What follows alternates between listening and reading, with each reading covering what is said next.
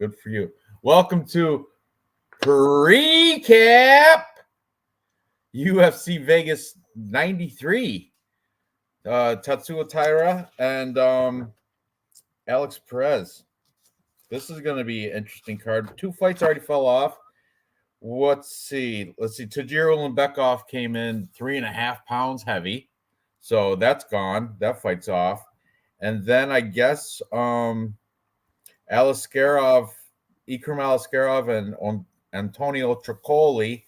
Aliskerov rebooked it for some reason. I don't know any of the details. But still, there's 11 fights on here. We're going to go through all of them, starting from the earliest prelim, curtain jerker, right on through to the main event.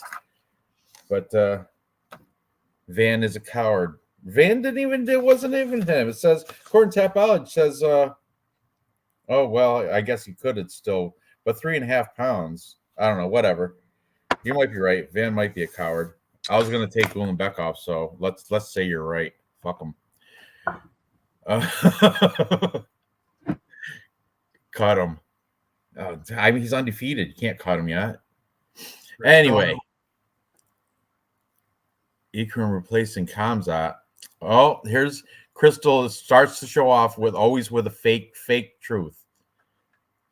Khamzat, that's true. Khamzat's like he had how many fights canceled? He hasn't fought in somebody. I saw stats today on Instagram. Said hasn't fought in 21 months or something. Had more fights, just as many fights canceled as he has had. But I don't know, something crazy.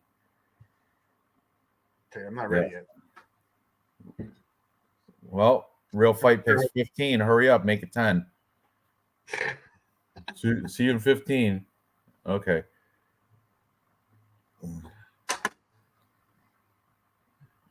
The way Khamzat pulls out, he'll never have a kid.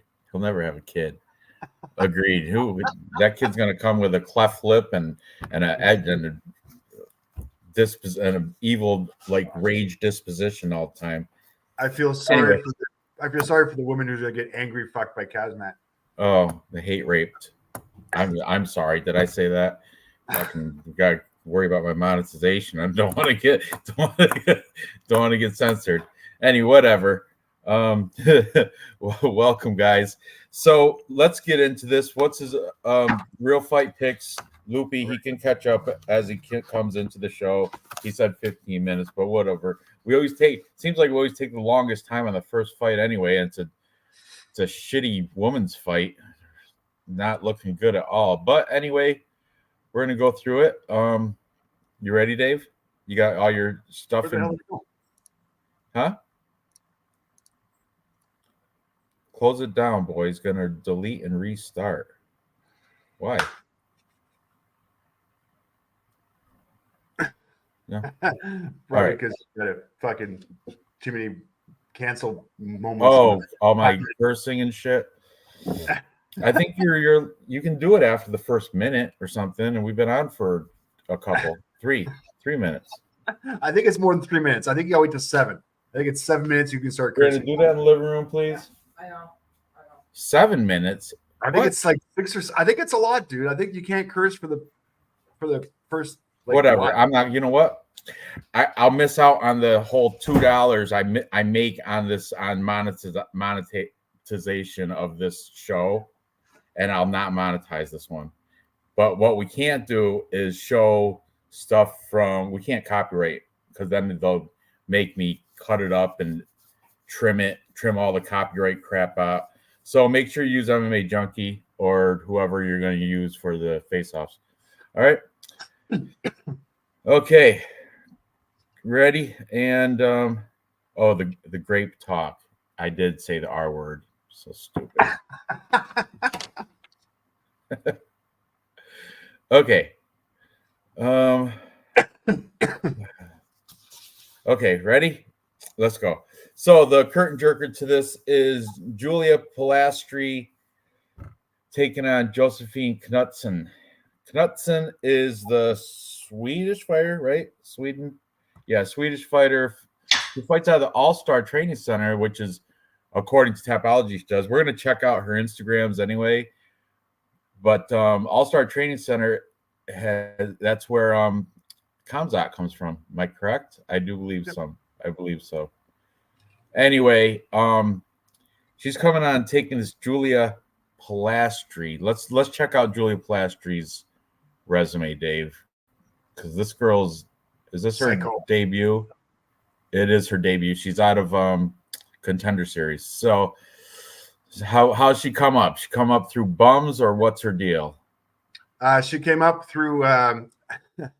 Let's go back to 2022. Cans, 19-1 can. Yeah, 19-1 can. Then a losing record, 7-11 Bianca Saddlemeyer. She did beat Brenda Goting by by arm triangle choke. But Brenda has since lost her next fight as well. And then she beat Patricia Alujas by rear naked choke in the Contender Series. So one good fight in LFA, and then another rear naked choke in the Contender Series. That is her record. Unimpressive. That's all. Movie? Good. All right, let me do my live stream. Let's check out her Instagram.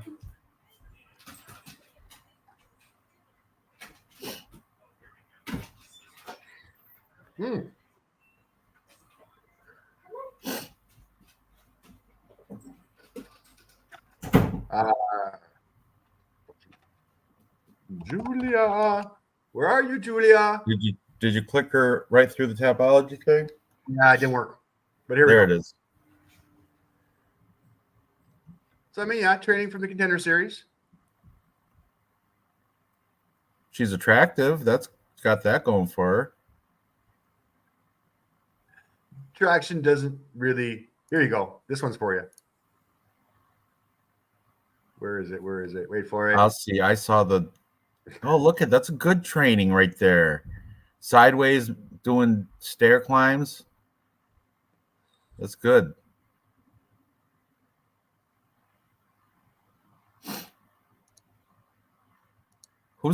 She's the underdog too because she's so new. Yep. She's a pretty smile. Where is she? She's Brazilian? I think so. Rio de Janeiro. Yep. Yeah, she's got that Brazilian look to her. I mean, is she a hetero? Doesn't matter. Well, it kind of does because MMA Guru says all the lesbian fighters are better. But all right, enough of that. Let's check out the other girl, Josephine Knudsen. And then we'll look at the face-offs, and then I'll give you my decision. Attractive-ish. She is attractive-ish. Knudsen, she looks. I don't know. I suppose she could make herself up, but I don't think she really cares, which I like. Knudsen threw an illegal knee on road to the UFC, pulled hair on Dana White Contender Series, get away with it. I think she favors stopped out because she didn't deliver on her promise, just a boring fighter with connections to All-Star. Oh, she's putting it in right there, but, you know, that's just good mix. Bad striking. How old was that footage? 9 weeks ago. Oh, that's not even this camp. Yeah, that is just wow. Mandy, how long are you going to be? Because I have to make onion puree, and it's going to be loud. I just started.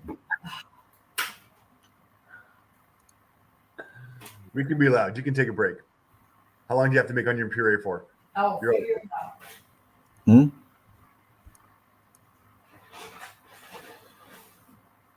So, all right, let's see their face-offs anyway.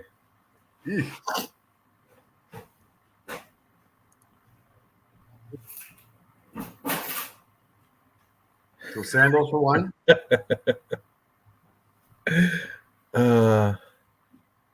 FA theory goes Knudsen.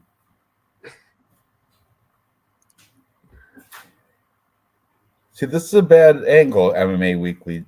Should have went with the. No, the MMA Junkies got it straight on. MMA Junkies got it from the straight angle, like you see both faces. That's all right. Give me a second. For next one, I'll load up the next one. Hmm? I'll get junkie for the next one. It's still girls prelim.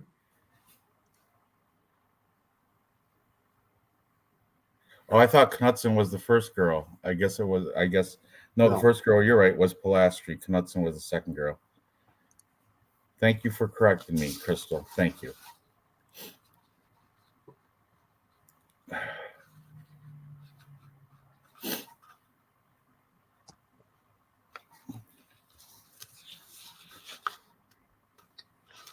All right. Anyway, stats for Josephine Knudsen.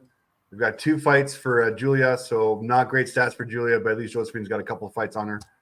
Strikes landed 3.74 versus 6.19. Granted, strike absorbs though 1.33 versus 5.11. So a little bit more of a refined striking ratio for Josephine. A little bit loose for Julia. Mind you, she does have good stand up. Now on the ground, if that's the way that it goes, takedown average 2.67 for Josephine Knudsen. I think this is where it's going to go. It's going to be a wrestling ground type of situation because there's no point standing up against Julia. You're going to lose, or you're going to get a chance of losing. Takedown accuracy 72% versus 100%. That's Julia's not taking anybody down, by the way. Takedown defense is at 100% at 42% for Julia. So she does have the ability to be taken down. I see Julia getting dominated here on the ground. I think Josephine's got good numbers. Striker's chance for Julia. But really, Josephine's got to be your pick on this one. Don't even have Bet365 up yet. Bam. I got it. It's Julia. Well, I have Bet Online up, and Julia Pilastri is plus 155.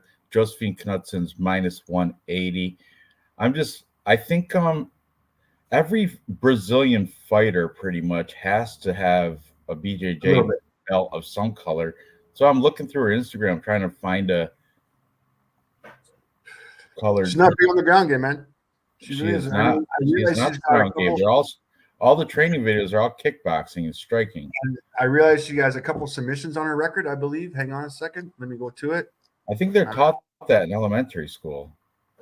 Okay, yeah, well, that's kind of the thing. Is elementary school gym class, but definitely all her training picks are all kickboxing, striking picks.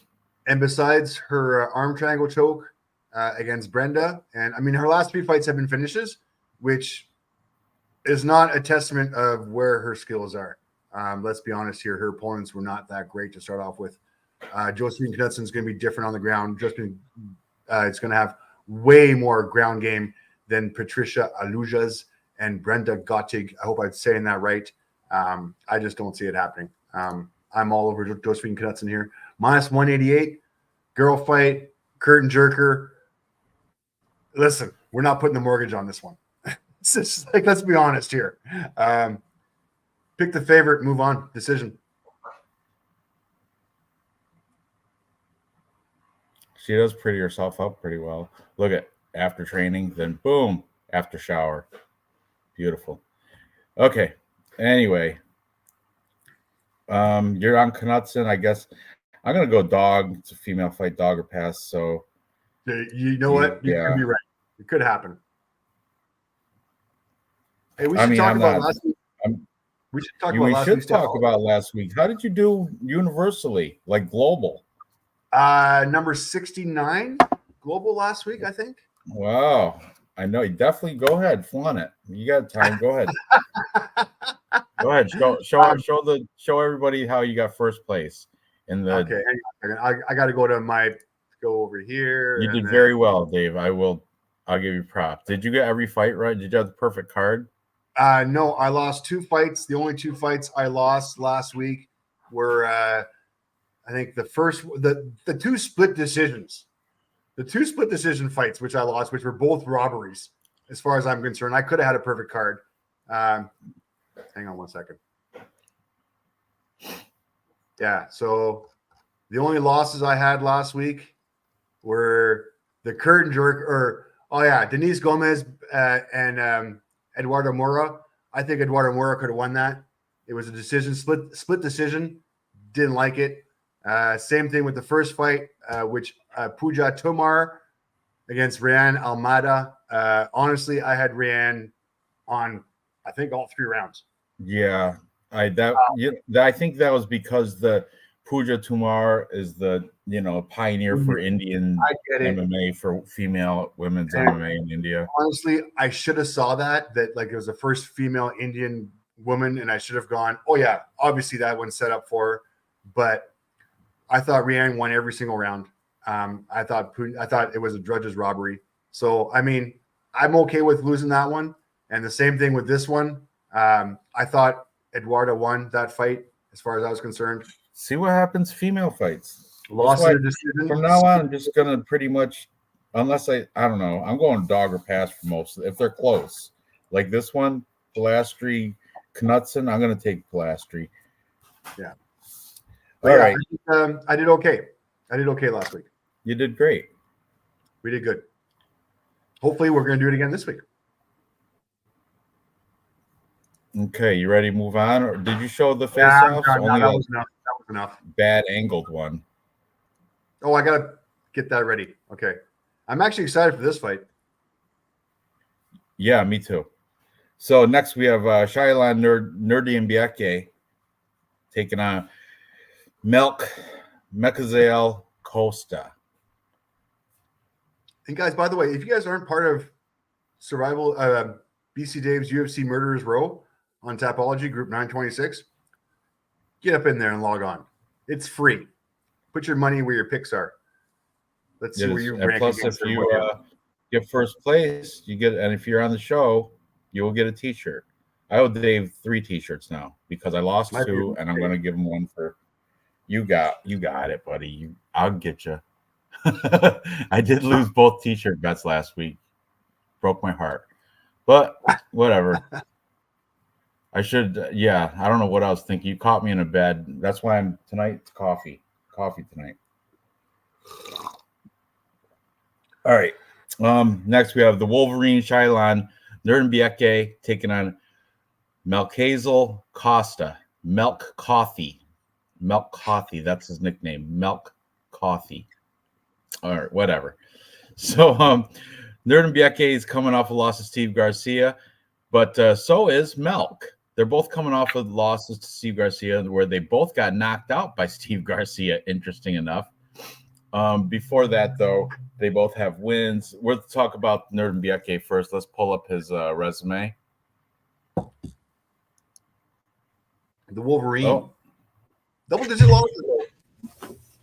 There he is with Real Fight Picks. Welcome. Thank you so much, fellas. Who's your pick on the first fight? It's a girl fight? Yeah, yes. Knudsen and Pilastri. Oh, okay. Pilastri all day. Just kidding. Knudsen. Give me that really? Knudsen. I'm up. Yeah, are you guys on the are you on the Brazilian? I am. Slight underdog. I'll take it. You know what? There's this. I think this was the fight where it showed that she didn't have any. She has 3 losses and 3 decisions, and Knudsen's never lost a decision. But then she's never lost, so that surprises me. But that's my pick. MMA. You know, the only 2 fights Dave got wrong last week were both the women split decisions. Go figure. Dude, congratulations again, Dave. You're the fucking man, bro. All right, you're the fucking man, dude. All right, his head's big enough. He barely put that hat on. Shailan Nerdiambieke, 39-11. This guy definitely got the veteran resume going on with this guy coming out of China. He is training at China's top team. His last 5, he is 3-2. Most recently, the uppercut to the body from Steve Garcia early in round 2. Before that, he beat Derek Minner, TJ Brown, Sean Soriano, and he lost to Josh Kulibau. These guys, aside from Steve Garcia and Josh Kulibau, the losses, the other guys are kind of, Derek Minner, he's more of a middling. I don't think he's in. Was he cut with the whole Glory MMA team? Because he was part of that Glory MMA conspiracy, like fight rigging or something. Oh, fight betting. So anyway, hey, can I jump in there real quick, Ranj? Yeah. So my hometown friend right here was training with him last week, and he With was who? training. Derek He's still Minner? no James Krause. Oh, okay. Yeah, and he still trains there at that Glory MMA kickboxing. So I think he sold it, but that's where he lives. That's where he trains. So who Right. knows? But He's a you know smart what? guy. Now a lot of those guys went to Marathon MMA, which is ran by that the other, what's his name? It's right to my tongue. He's a fighter, and also he's the owner. He runs Marathon MMA. I want to say it's somebody in the chat's got to know, but Trey, is it Trey? Trey Waters? Trey Ogden. Trey Ogden, I think Trey Ogden, maybe. Yes, there it is. Crystal, thank you. I knew somebody would get it. Trey Ogden runs the Marathon MMA, and most of those guys from Glory, like Miles Johns, which we'll talk about later, most of those guys are now at Marathon MMA, because I think that's also in like Kansas City or the Missouri area somewhere. But anyway, nevertheless, Derek Minner, I think, is not that good. TJ Brown, he's middling at best. He's like and Sean Soriano, all these guys have double-digit losses. So the good guys that Nuremberg faces are beating them. Everybody else is either a middling at best or like a gatekeeper status. You know what I mean? But Melkazel Costa, Milk Coffee, he's pretty much in the same boat, I do believe. He hasn't. Let's look at his last 5. He got knocked out round 2. Steve Garcia, ground and pound. Beat Austin Lingo, 9-2. Austin Lingo, not that great. Thiago Moises, and then before that, he was in the LFA. So once again, he hasn't done anything to really impress me, because a win over Austin Lingo, I don't find that impressive. I'm not saying Austin Lingo's garbage, but I think the guys that Nuremberg beat are better than Austin Lingo. TJ Brown, I'm sure is, So, man, this is it's going to be an interesting fight, but I'm going to have to go with the veteran savvy of Nuremberg. He's just got so many more fights than Milky Coffee or whatever. Milk Coffee. The thing is, how old is Nuremberg? That's the thing. Let's see. That might be the separator. You got 2 years on him.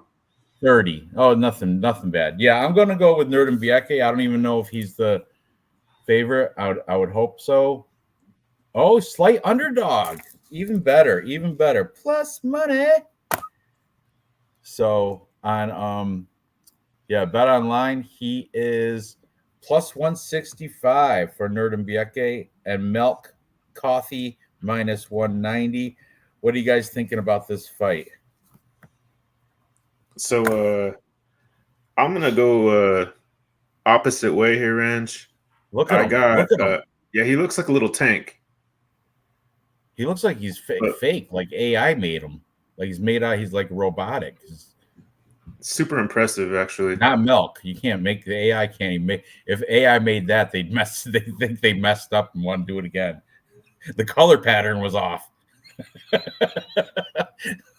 But anyway, looks like Milk has a little bit of a height advantage, slight height advantage, and he does, even on Tapology, he's got 2 inches and 4 inches of reach, which I imagine that's correct as well. But oh man, yeah, I'm still gonna go with the veteran in Nuremberg. I was super torn all week. All week in our Tapology group, I had my choice set for Nuremberg all week long. And then the more I listened to the cappers, the more I let them get into my head. And then I thought, you know what? Let me do my own research here. Let me see what I, like and don't like. And this is what I came down to. I didn't like how many times, and I know he's had a ton of fights. You got to take that into consideration. But I didn't like how many times Nuremberg's been subbed.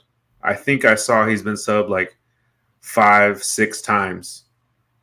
And that just lets me know he has good wrestling, but he kind of he throws blind shots. And Costa is pretty elusive. He's pretty dangerous, and when it comes to the jiu-jitsu, and I think he has a couple chokes on his record. So I almost can see Nurmagomedov getting choked here, and the more and more that's kind of the more and more my gut wanted to lean more towards Costa. He is the favorite, but I did have Nurmagomedov, so I don't blame you for taking your time making your pick. But I ended up being on the Costa side for the reason that I said. All right. Nurmagomedov has been submitted 6 times. Of his 11 losses, 6 of them. But he's got 10 wins by submission as well. Yeah, I mean, that's not clean. That's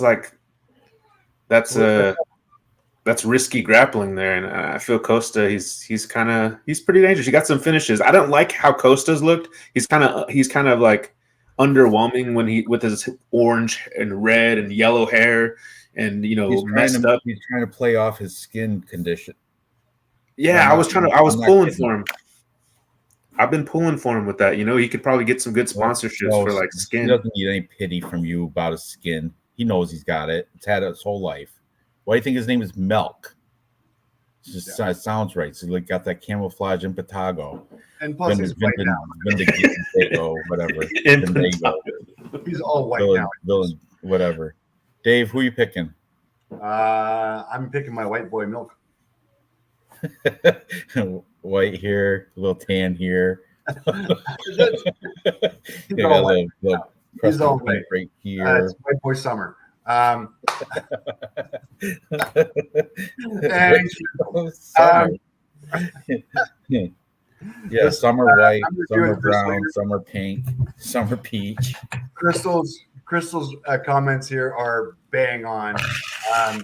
I like the tank. I don't mind him. He's a little guy. He's jacked. He's going to be throwing, but I believe this is going to go to the ground, and the ground is where Milk's going to have the advantage. He's just a longer guy. The game plan has to be to take this guy down to the ground. You don't want to stand with a little tank who's going to beat you up on the inside, who's going to be lunging. I realize he's shorter and he has a less of a reach. Doesn't matter. Milk's going to be trying to take this fight down to the ground. He's going to be dominating in the judges' cards.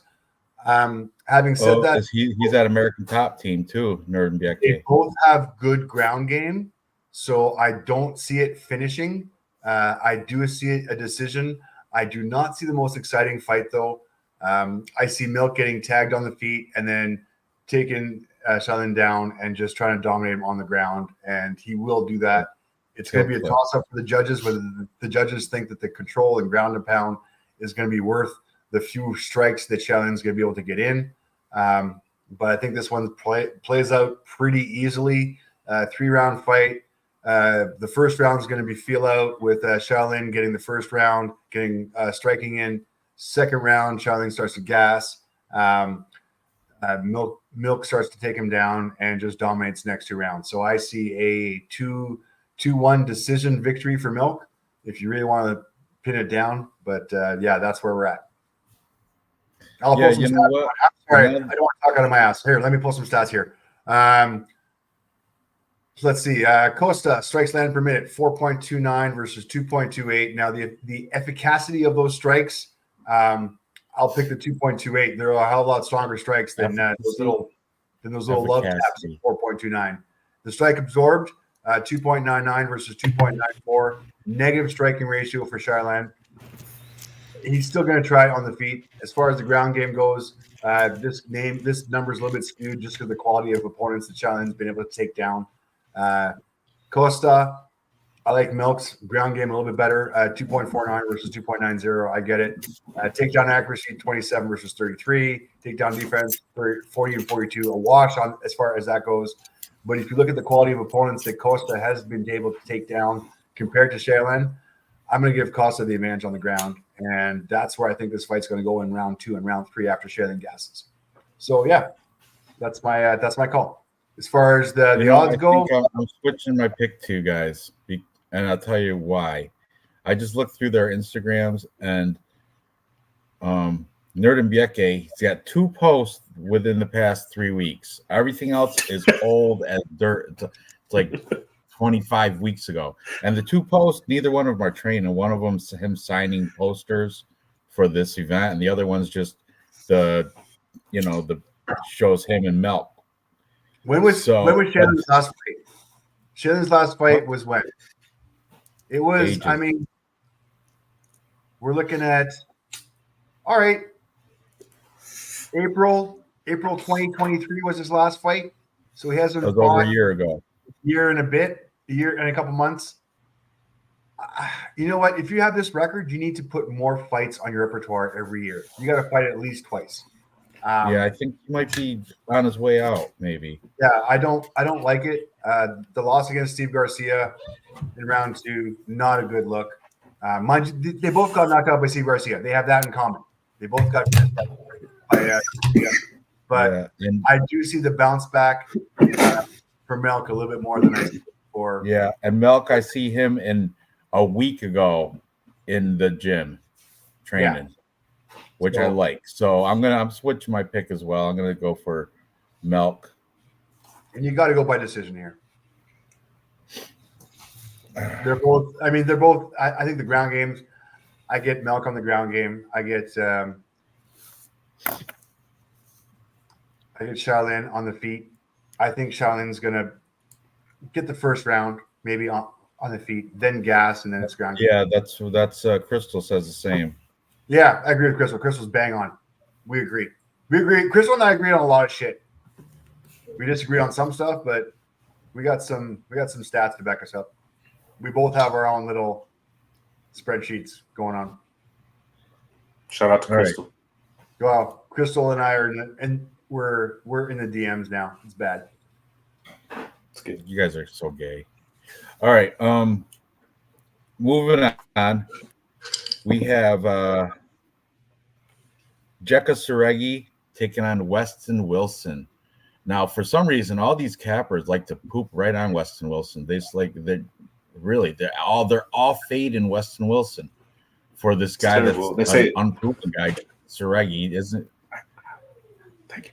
Yeah, let's look at Jekka Saregi first. How do you even say his nickname? Dave, can you say it? Sitangan Mal. That's great. That's pretty good. Not bad. I think that's. I was gonna. Yeah. So anyway, I thought you were gonna mess up. I got 5 languages behind me. I'm good. I can pull off whatever you want to throw at me. Yeah. Name this guy before Lucas Alexander. Name his 3 past opponents for Jekka Saregi. Or no, go with 4. Go with 4 past opponents. There you go.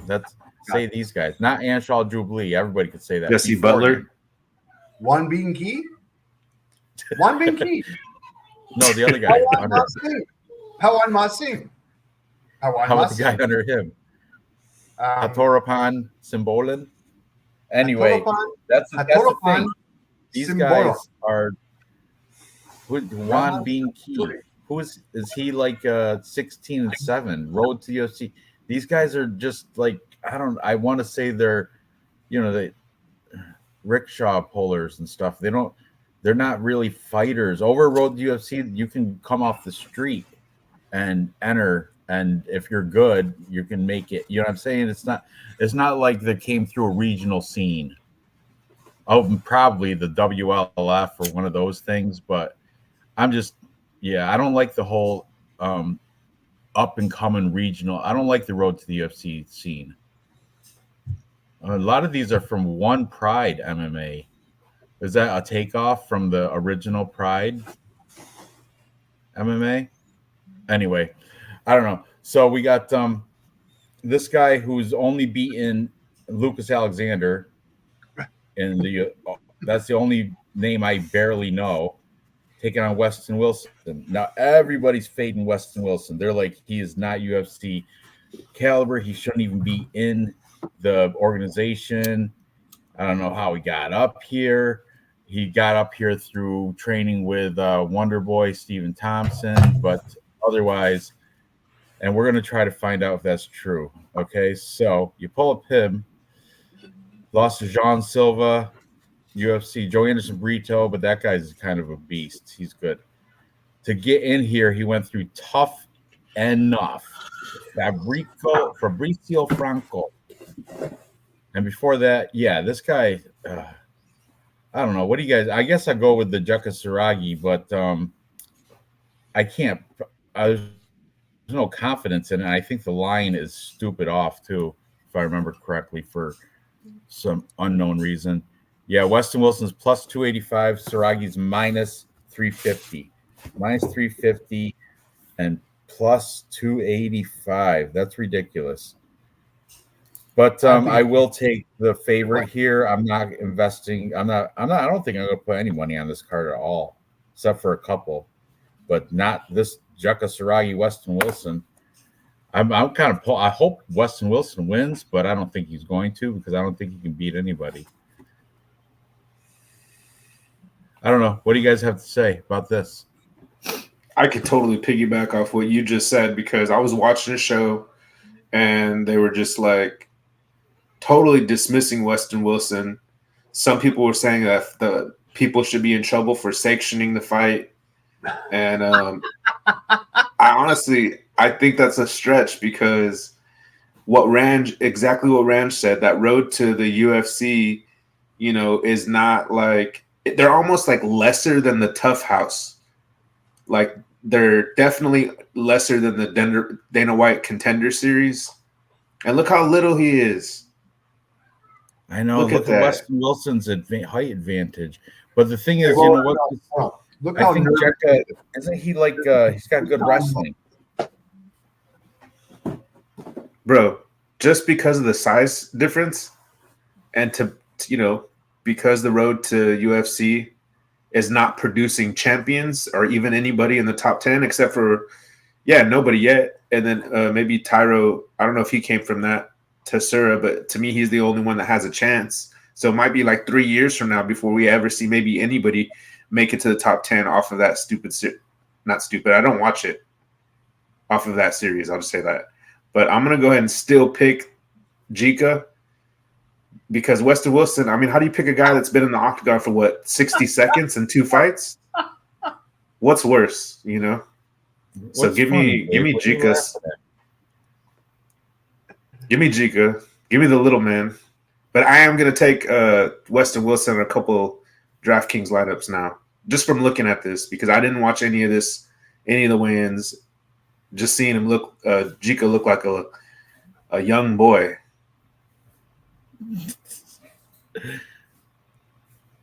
Rongzhu will slay the division. No, Rongzhu showed that he's. What was that? What happened right there? What was that? Why is that so funny? What happened right there? I love it. Ran off the stage quick. Is there something? Look at how nervous this guy is. This guy is the first time in the big UFC lights.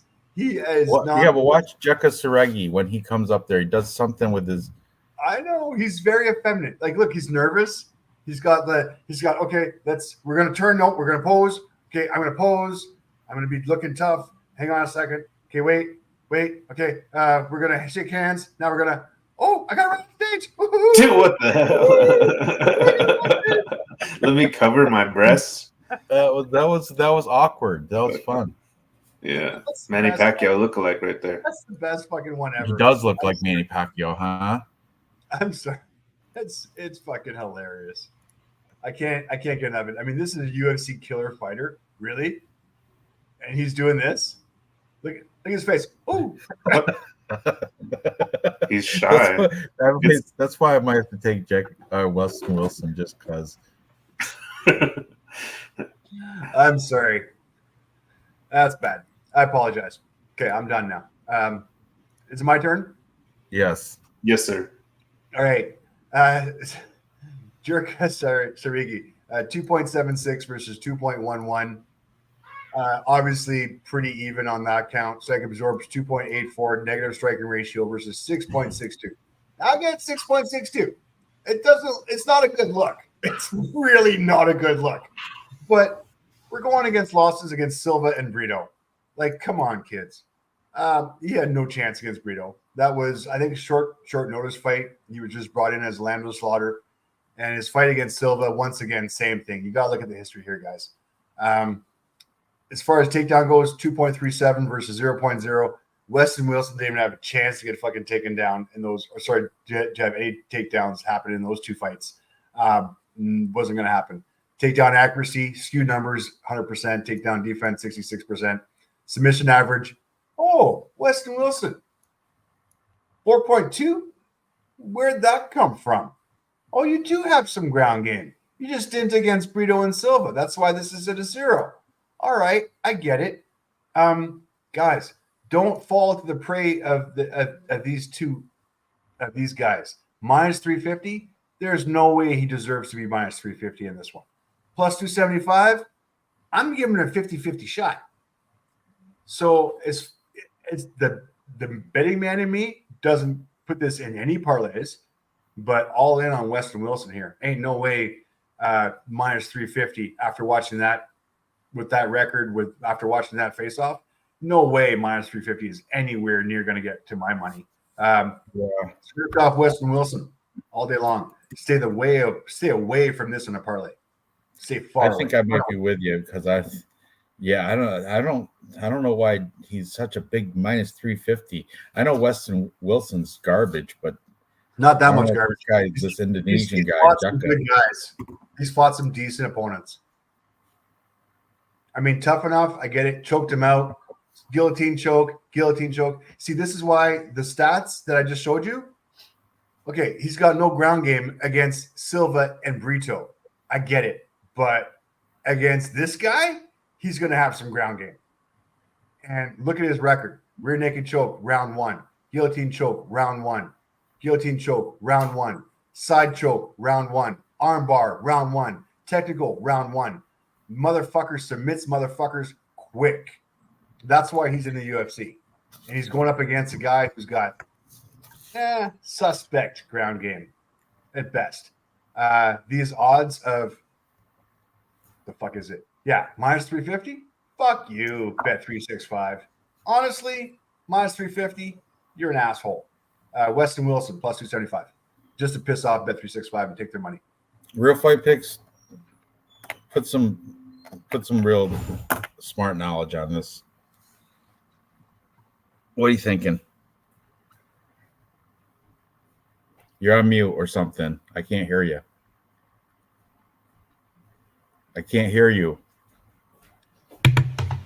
I'm sorry. I piggyback off what you said. I agreed with you, Ranj, that you said, road to UFC isn't really producing like amazing fighters. So I made my prediction already. I'm going to stick by it.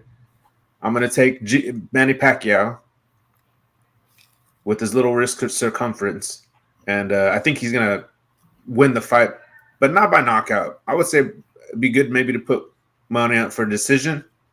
You might want to play the Weston Wilson sub prop since he has like some good subs on there. And look at him. Highlight reel. I like it. I'm taking Weston Wilson as well. You guys, I don't care all the other cappers shitting on him or not. I don't care who the fuck shits on him. Plus money. All right, so Wilson by submission plus 450. Like it. That's where my money's going.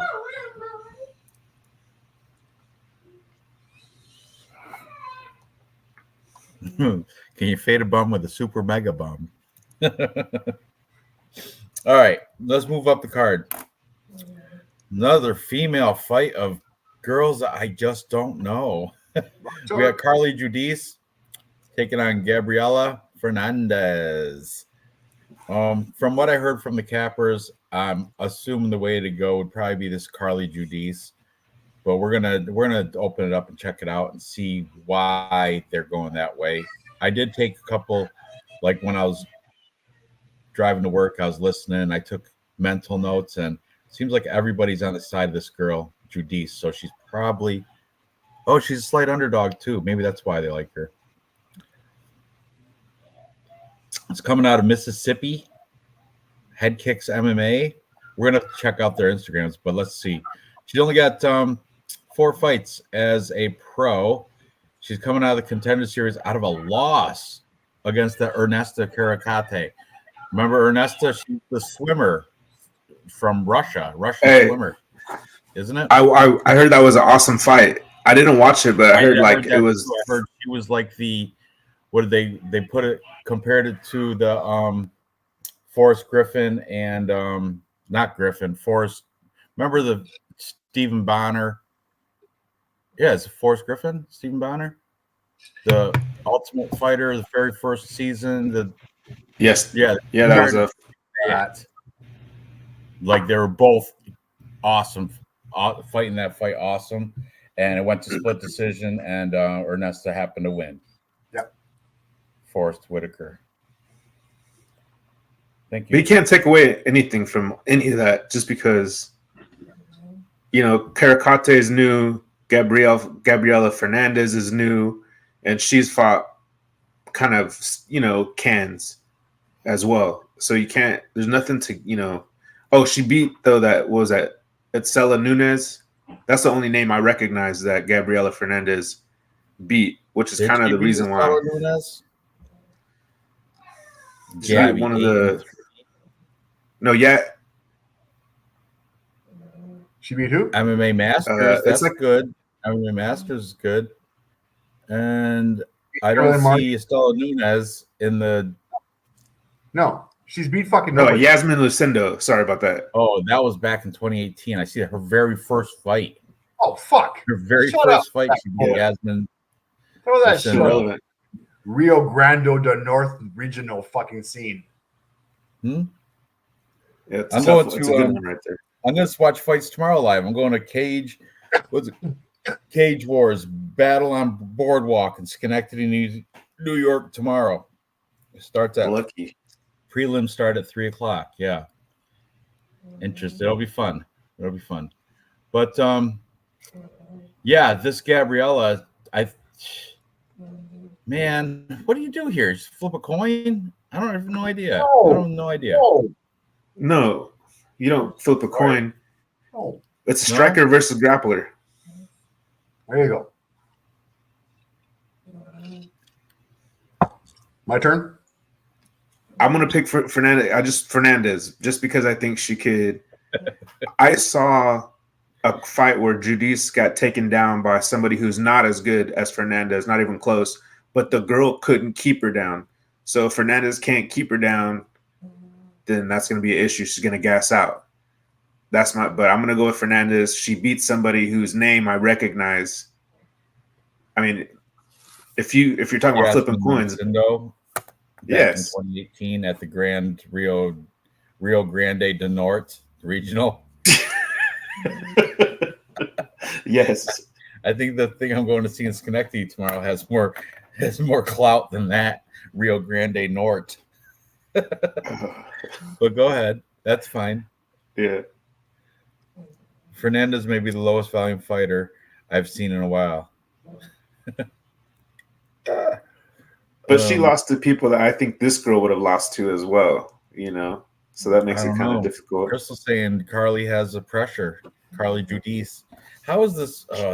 This I don't know. This is she does have pressure.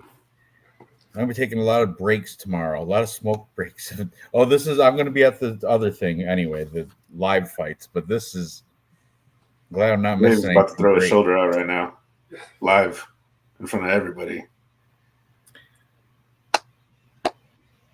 She got signed after a loss. Yeah, that fight was awesome though, right? Yeah. I want to watch it, dude. I couldn't find it. I have it on my ESPN Plus, but I hate listening to that.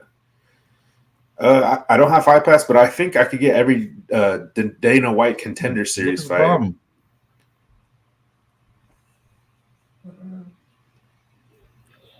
Well, Gabriella looks buff. I would say goes to Fernandez.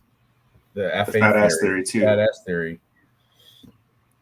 Shoulders on it. Look at the shoulders on this chick. Jesus. That fucking bra's working overtime. Okay. They set records for strikes. Is it my turn? Yeah, that's why I'm taking it right there, because Her fight with Ernesta, they set a record for strikes, and the other girl has crap volume, and you know this going to decision. Yeah, I'm gonna go just because of that. I'm going with Carly Judice. There we go. Thank you, Crystal, Finally. for clearing it for me. Jesus Christ. You need Crystal? I didn't have my Huh? chance yet. It's not All fair. right, go ahead. We got to let the Tapology champion have a moment. I'm Go curious. ahead. It's his turn right now. I like Spotlight on Dave. I like Gabriela Fernandez. I really do. Like, don't get me wrong. She's Brazilian. She's got the ground game. I like it. She's the whole package. She's a good fighter. But this chick, Carly, and after watching her last fight, and this is skewed. Granted, 11.2 versus 1.63. And strike absorbed 12.27 versus 2.70. I get it's negative striking ratio, but my odds are going on Carly here. Such going to be the busier fighter on the feet.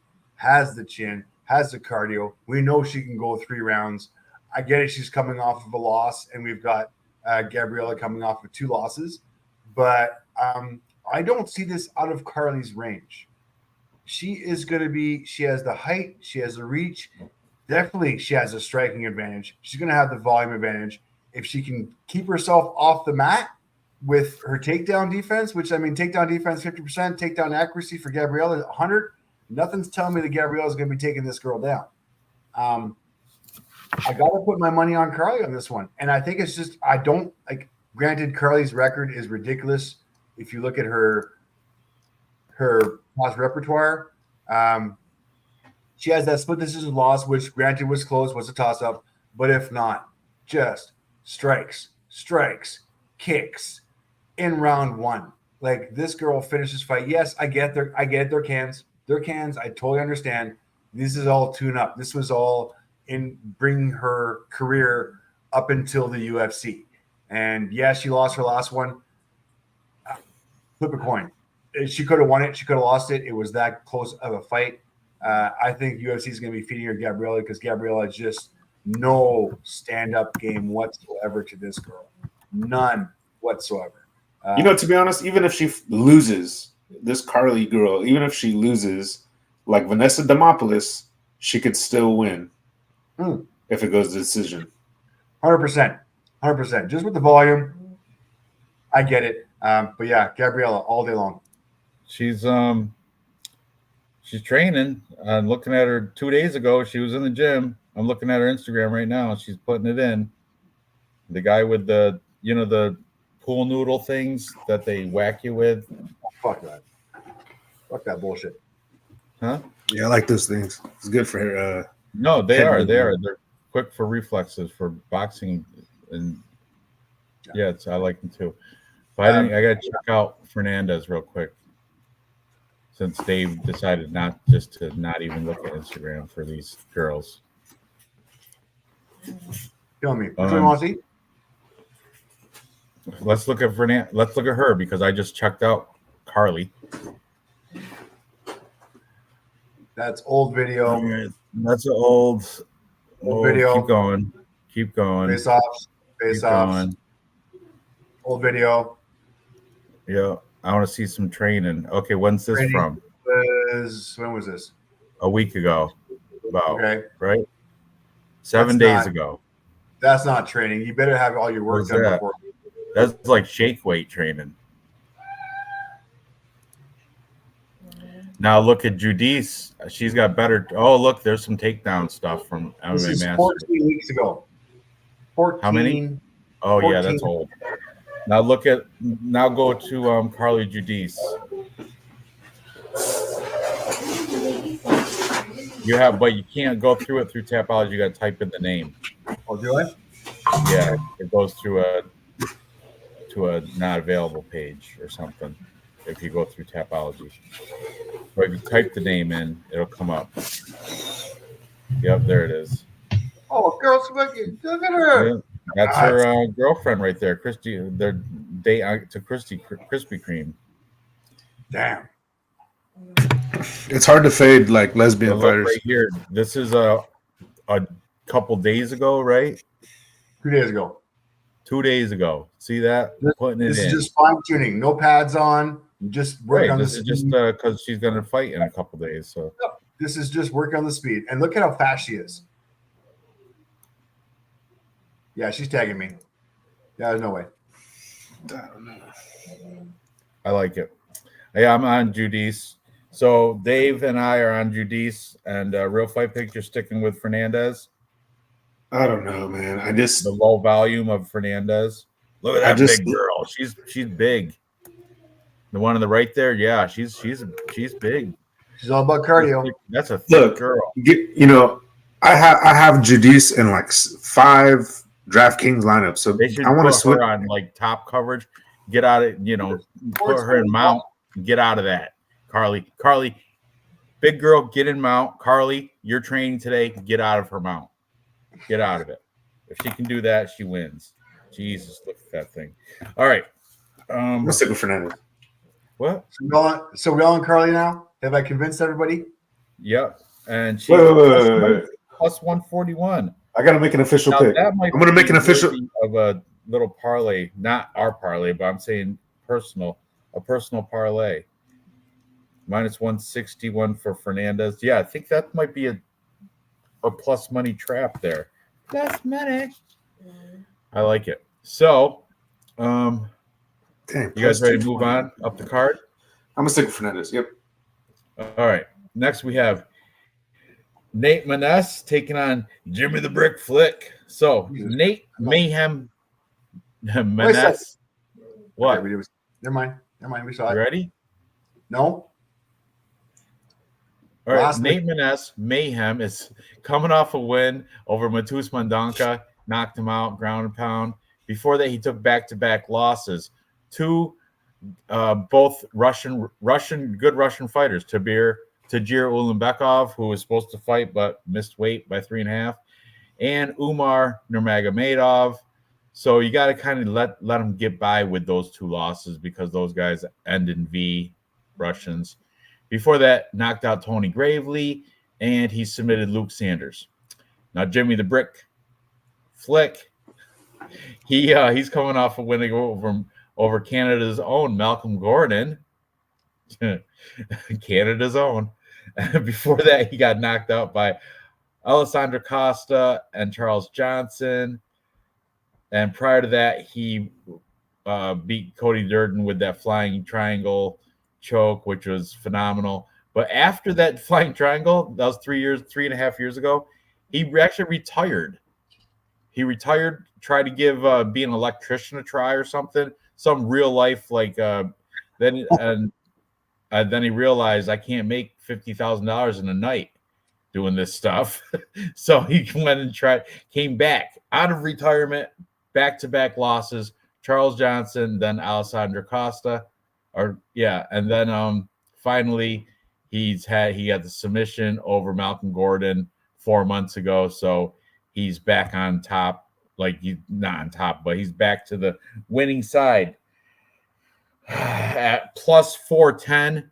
Heavy underdog. Is that the legit? I'm Bet Online right now. Bet Online plus 425. And Nate Maness is minus 600, which is disgusting. But I do believe Nate Maness should win. You can't bet a minus 600 fighter. Can't even put him in a parlay, especially against Jimmy the Brick. But he will be my Tapology pick choice, Nate Maness, and I think he'll do it inside the distance. But no way am I betting any money on this at all because Jimmy the Brick, he might be sneaky and slide in there with a submission over Nate Maness, I think. How did Nate Maness lose? Oh, he lost by decision, and then he lost most recently to Ulanbekov by submission, standing guillotine choke. So, I don't know. What do you guys think about this fight here? Ridiculous odds, huh? Jimmy, he's one of those fighters that draws you into his guard. I could just see it. Nate Maness to be fucking tearing him apart on the feet, got him on his last leg. Just needs one more to finish him, and then Jimmy Flick falls down, and Nate Maness goes right into his guard. I just fighters can't help themselves, and I feel because Nate Maness has a little jiu-jitsu in his back pocket, he doesn't realize that he's going into the world of a guy who that's his only chance. So like, can I see Jimmy Flick pulling off a victory right here? Absolutely. Will I pick him? Fuck no. Give me Nate Maness to knock out the guy that's already been knocked out 6 times.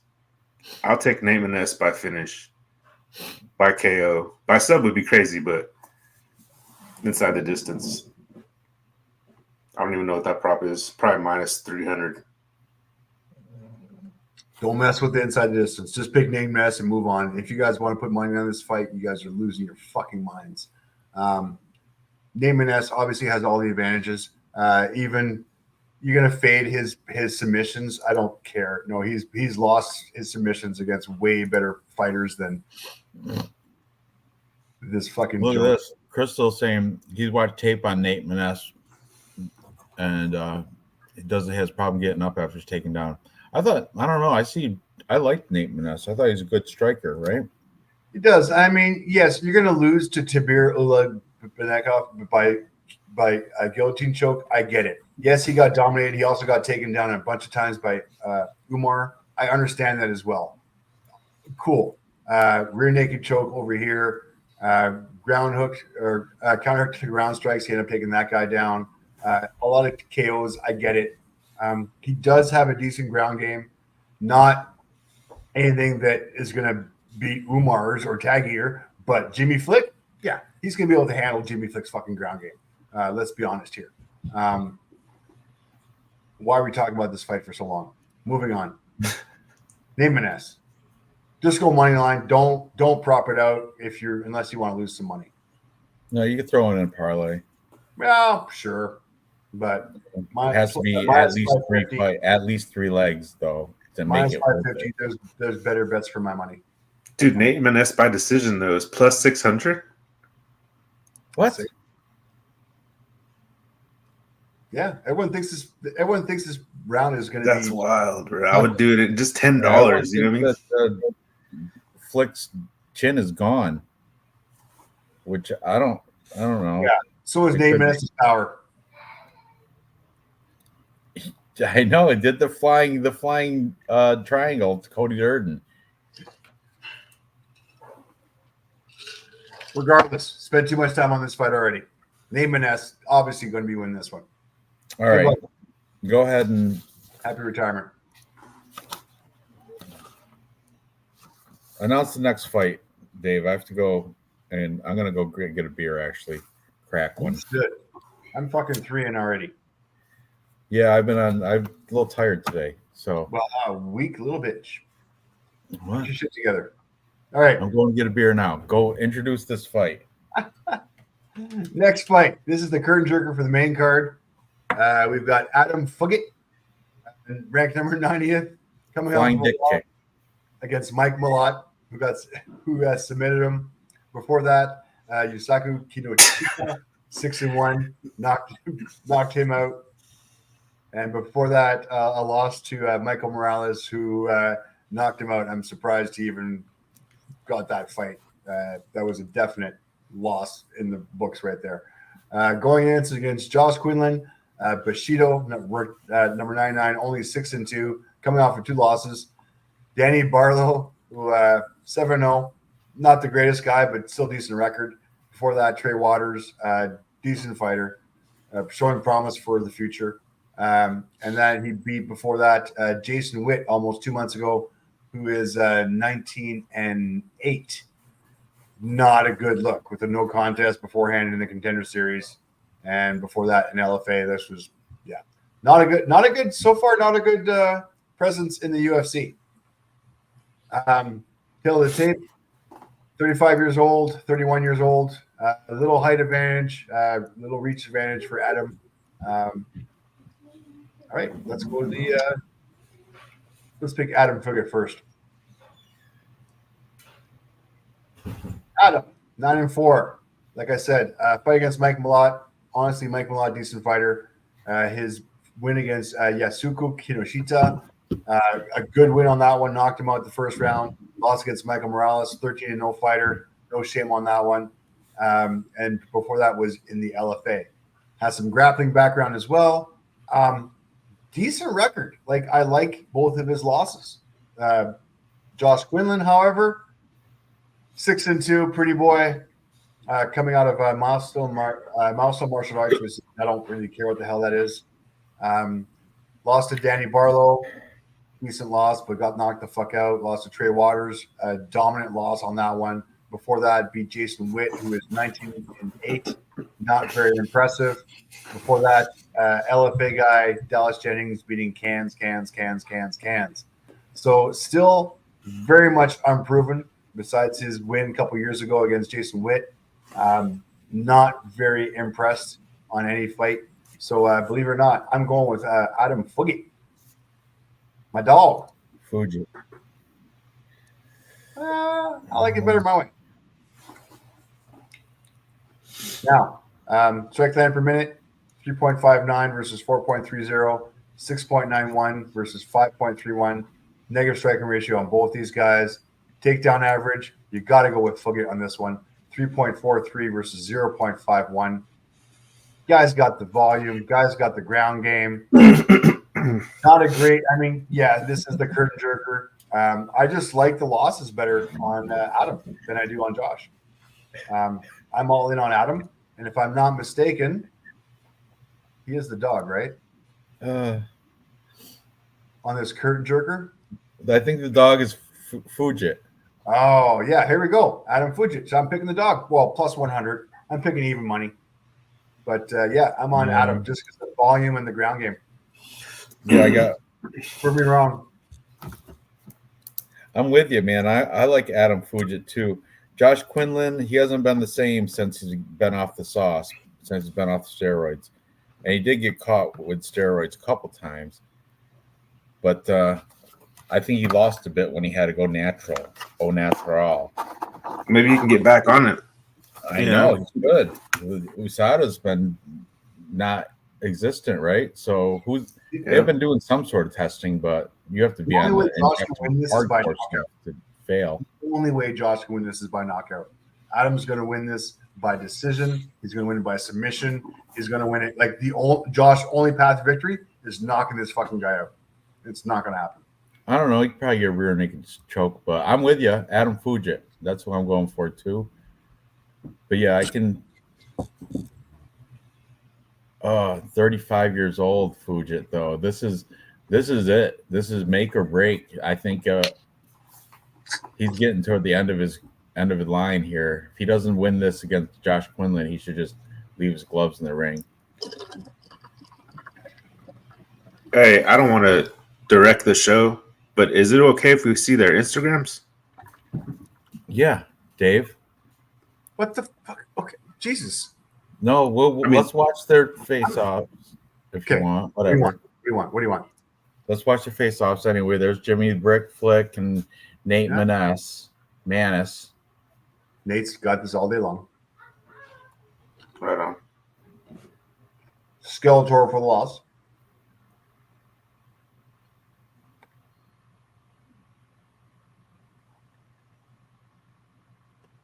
I don't care about your pretty boy. His little top knot. Quinlan does looks like he's in better shape, but I think it's just it's a look. He's a pretty boy Instagram kid. Take that top knot off and shave it off. You should put that bet on there. Who lost to Johnny Parsons? Who lost to Johnny? Did Adam Fujit lose to Johnny Parsons? Oh, I think Quinlan didn't he?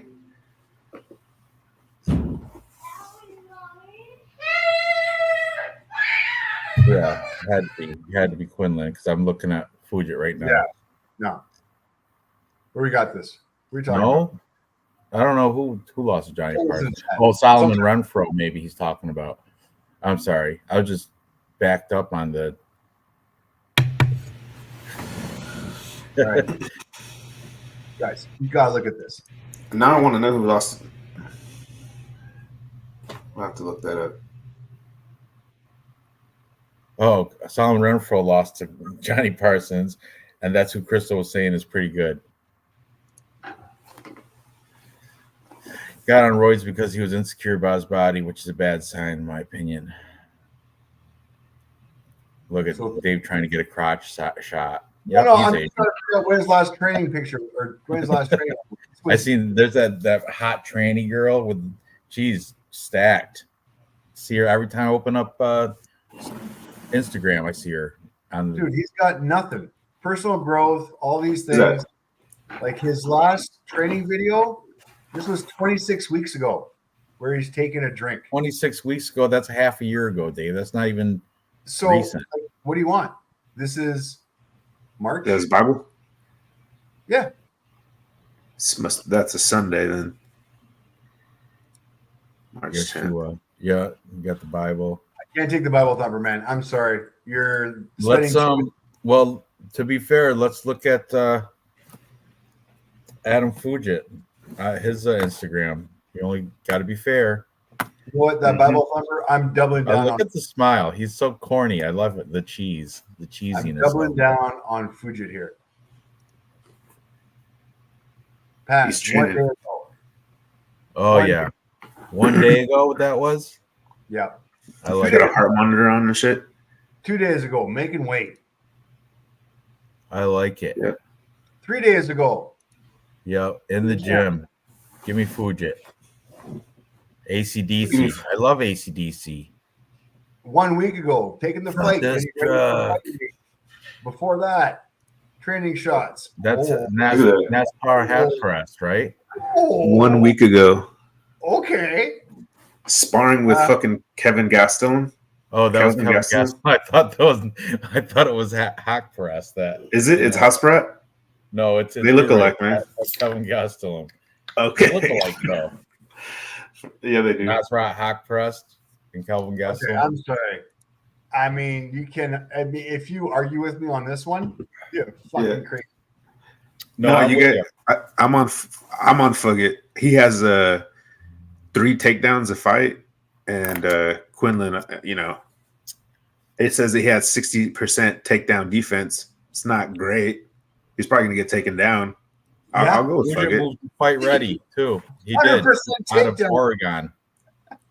I guarantee you, if there's a prop out there for Adam taking down Josh, 100%. Bet the house. That's I probably know. interesting. I know it's I'm Gastelum. gonna be on top.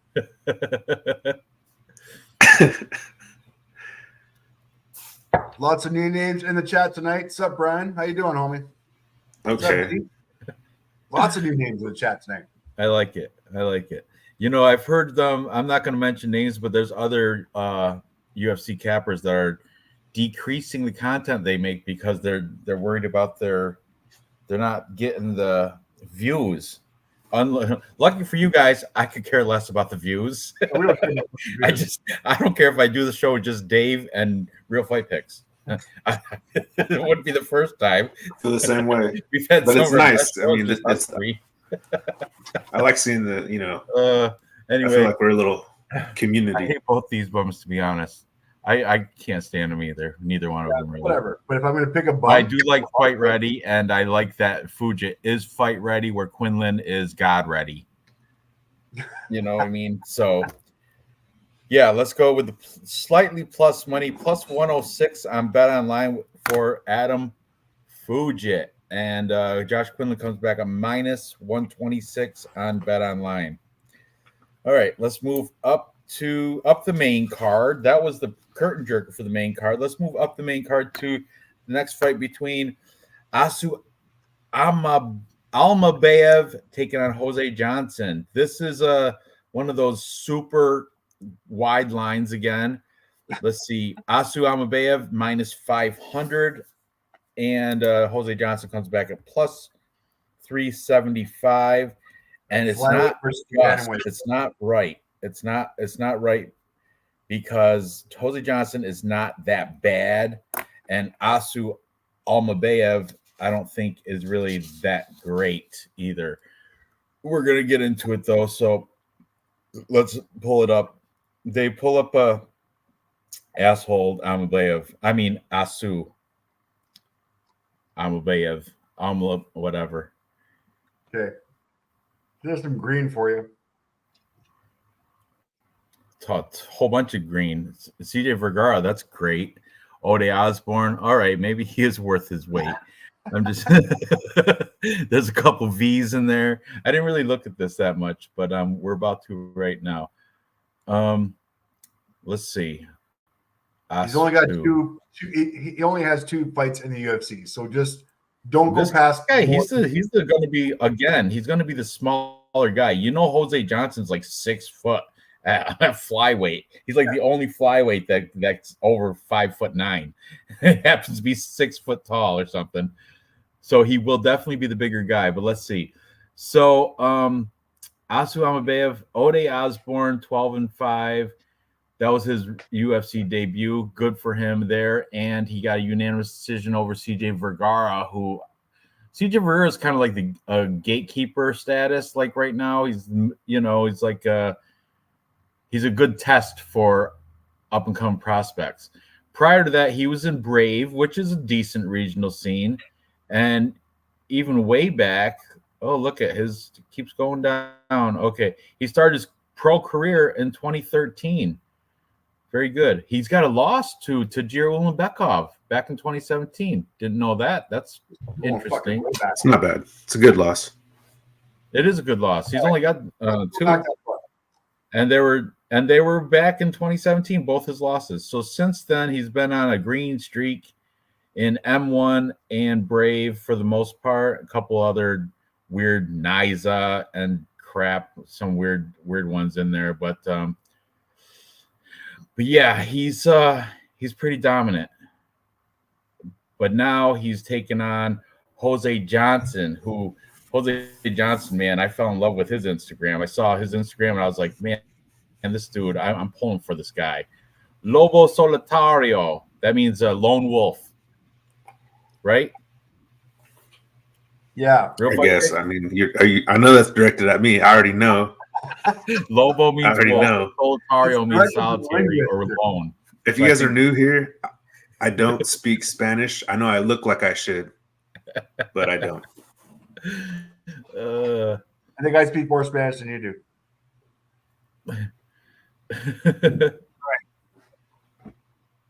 We're going. Okay. We are very transparent. We don't care if people can shit on us, whatever. All right. So Asu. Lone wolf. Agreed, G. Asu does seem overrated, but I don't know. Ode Osborne and the other dude there, CJ Vergara, they're good wins. So he kind of earned that rating. 2 of them are real handsome. This is Pride Month. You got to notice that. Hey, is that one of Dev's Dave unranked contender? He does have picks? the UFC. He won that shirt off me. That Mexican UFC. That's why he's got it. He don't even. Yeah. Now I'm in the hole of shirt. I owe you. Hey, I'm getting your shirt this week, by the way. What? So look forward to that. No rush. I didn't get Dave's 3 that I owe him. It'll come. I got one picked out for you, brother. But anyway, I want hats. I want a hoodie. Give me one good one. You're gonna get something. Cash, take all. I already got the one I picked out for you. It's pretty awesome. It's pretty awesome. All right. He's a UFC personality, not necessarily a fighter. It's a good shirt though. Anyway, back to this. Let's look at how they face off. Can we see how much taller this Jose Johnson is going to be? Gigantic. Doesn't matter. Oh, the girl Bay. I miss Bay. Oh, she's making the yoga pants work hard. Yeah. She don't eat meat, but she sure likes the bone. That's one of my good memories of MBA. Oh, well, Asu's definitely got the awesome hat. Jose Johnson is taller, but he looks like a skeleton. Yeah, he does. He looks like he's on drugs. Oh, I don't know. I have to still stick with my Asu pick, but boy, Jose Johnson, I mean, he's a fucking tall, lanky guy. And you know what? Let's check out his can we check out his Instagram, because I was pretty impressed with Jose Johnson's Instagram. Looked Looked good. It gave me a little inspiration, motivation. Word on the street is Jose Johnson's now he's the tallest flyweight in history. Yeah, tallest flyweight ever. Yeah, so I was 6 foot tall flyweight. There's got to be something wrong with that though. Look at the guy. Look at in the comments right there. That guy. That's the way I'm not picking Jose Johnson right there because of that comment right there. That was that Tom Hanks movie, huh? Wait. That's that Tom Hanks pirate movie. Like that was fucking awesome. I didn't see it, but that guy looks like Somali pirates. Mm-hmm. That's hilarious. Oh, that's a recent post because when I looked at this a week ago at the Jose Johnson Instagram, that's when I was like, it was motivational, but not now. Hey, he made the weight, but that's got to be that's hard. Great. Oh my god! Sorry. All right. Well, I never on anything on fucking Instagram, but I had to do it. That put the stamp of approval on Asu Amabayev. Hell yeah. And he's taking everybody down. He's looking right there. Look at the posture. Go back one. Go back. Again. Look at right there. Look at that posture. Bro, I can't get the Somali pirate picture out of my head. Oh, cheers to that. He hasn't eaten in days. Oh man.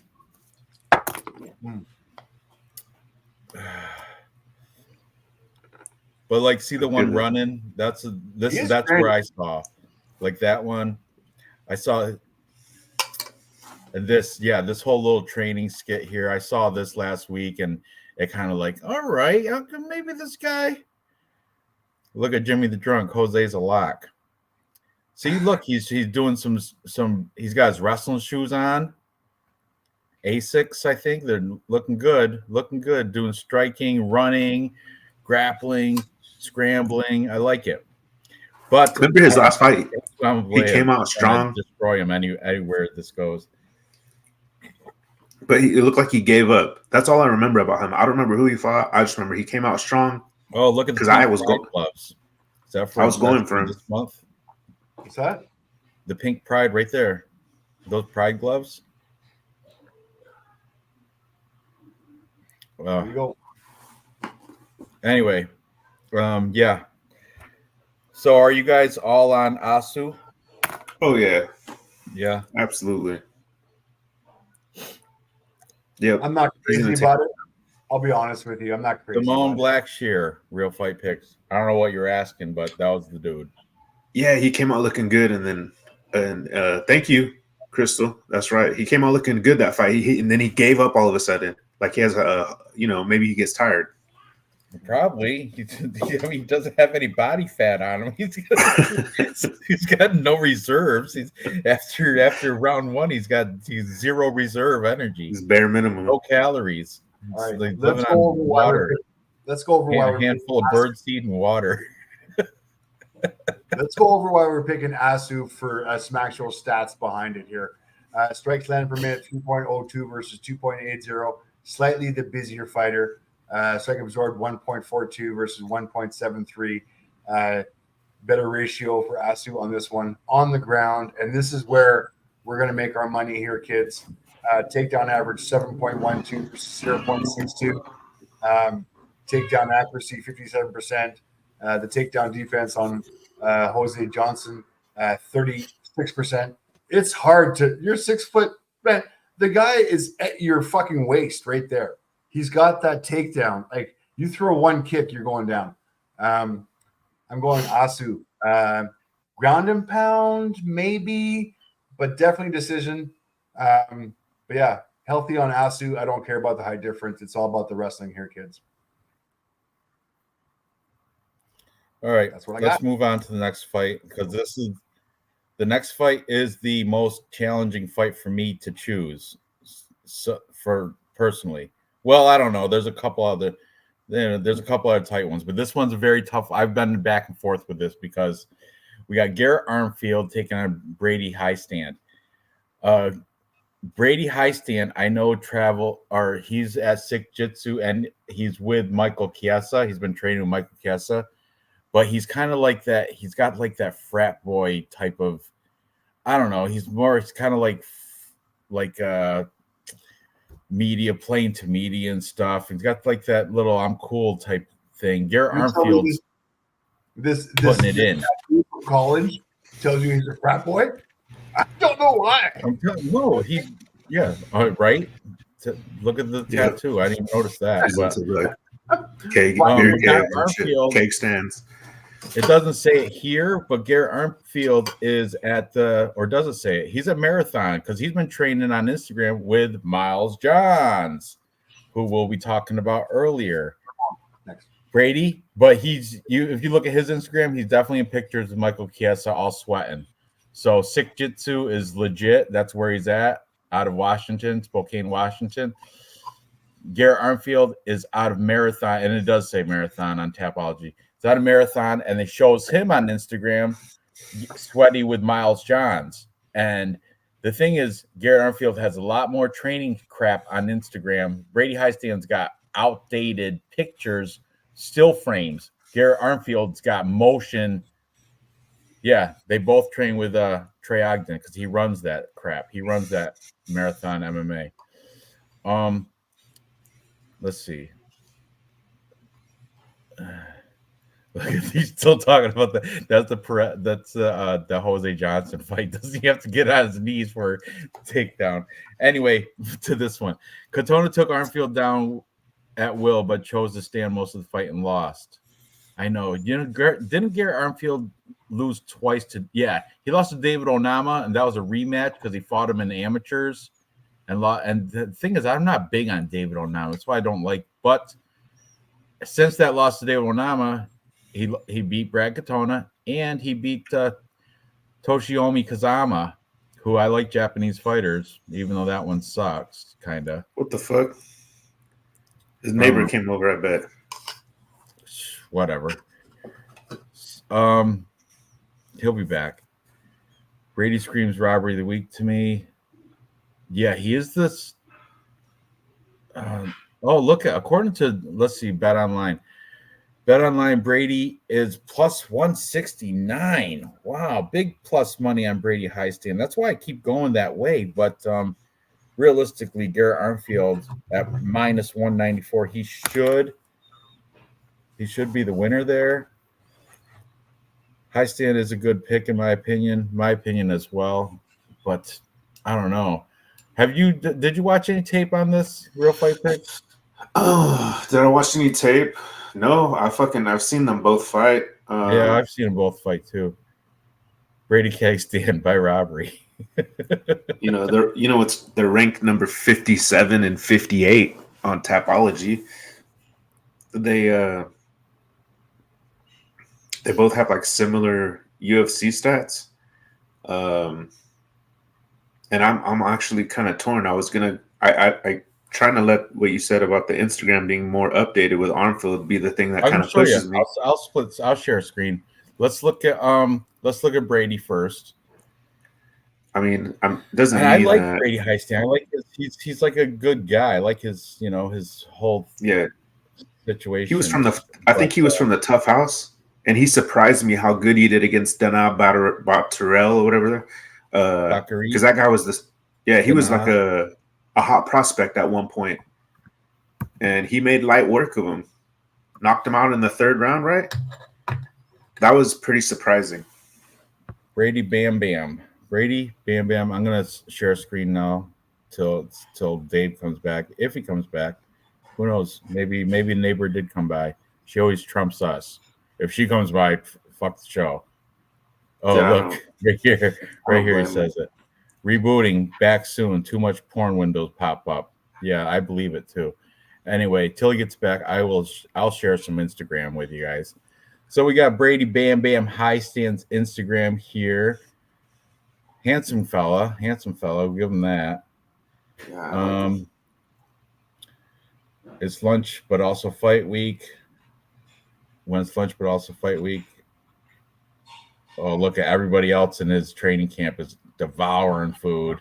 And look, he's got a thing of broccoli. That's about right. That's awesome. Good. This is okay, but this was 2 days ago. 2 days ago. I like that, Okay. that he can do a full flip and land on his feet. It's athletic. This is at the UFC PI, obviously, but before this, he was seen at. He's fucking 25 though. He should be able to do that. I know he is 25. That's why he's. Welcome back, Dave. That's why he reminds me of Frat Boy Team High Stand. Look at that's a good shirt. The Brady Bam Bam. That's a pretty cool shirt, man. Keep that in mind. Next T-shirt bet. That I would not worry. I would wear that proudly. Look, that's Chiesa right there. Michael Chiesa with the gray beard. Damn it. Sorry. I think I took over. I didn't mean to. Where are we on? Oh, we're on Brady High Stand's Instagram. I was looking at. Sorry. You're good. Oh, crazy. He's got some sort of beer contraption by the pool and a red Solo cup. Yeah, this is such a frat boy.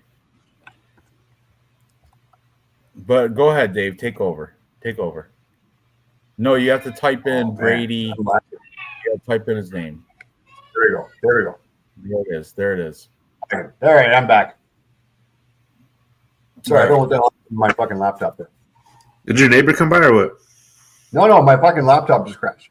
Shut up. Fucking leave my neighbor alone. You're fast, dude. Jesus. You're quicker than I thought. I do appreciate it. I am quick. Me too. Look at Noah. Noah might be onto something. Seems like that's what the judges do when the tilt it for the bookies. Like everybody's going to be voting Armfield, so they'll rob him if it goes to decision. Okay. Oh, yeah. Maybe I should renew my antivirus. What? Nothing. All right. Let me go over some stats real quick. Brady's got the 2-inch height advantage. Has a 1-inch reach advantage. On the volume, Garrett, though, damn, it's scary. This is a striker versus wrestler. Strike rate per minute, 6.22 versus 2.93. Heavy volume favorite for Garrett. Striker majority, 3.65 versus 3.93. Pretty much a wash there. I like the striking ratio for Garrett. On the ground, though, takedown average, 4.06 versus 0.0. Takedown accuracy, 46 to 0. Takedown defense, 42 to 64. We have a couple. There's a one-dimensional fighter here, Garrett. Yeah. Dude, you got to hit the wrestling a little bit, man. You're in the UFC. You got 10-3 record, man. You got to protect that shit. All right. Anyways, where are we at? Who's up next? I'm picking Garrett Armfield in a close fight. I think it will go to decision. That's my pick. But I like Brady High Stand. I'm trying to find a reason to bet him at plus 169. But Armfield is the sensible play here, and here they come in the face-offs. There's Garrett Armfield looking like a dork, looking like Derek Minner with a beard. He's got the Harry Potter tattoo on his chest. And there's Brady, frat boy, high stand. Is that a frat, like the fraternity, Greek fraternity on his pectoral? Looks like it, right? No, that's his initials. That's his like whatever. No, it's not. What? It's not. It's Celtic or something. Is it Celtic? Like one of those like Celtic. Crystal. It's not yet. I thought I'm looking at it now on Instagram. It's not a frat house thing. I thought it was like a Phi Sigma, like a stupid frat house emblem. Hey, you know what though? Brady Heisten, is that his name? He looks way better than he looks just. God, that's what's bugging me. And he is. I'm gonna pick him. I think I might switch. I haven't wrote anything down yet, so that's why he looks. If I'm ever picking a fight by watching the weigh-ins, that's what I'm looking for.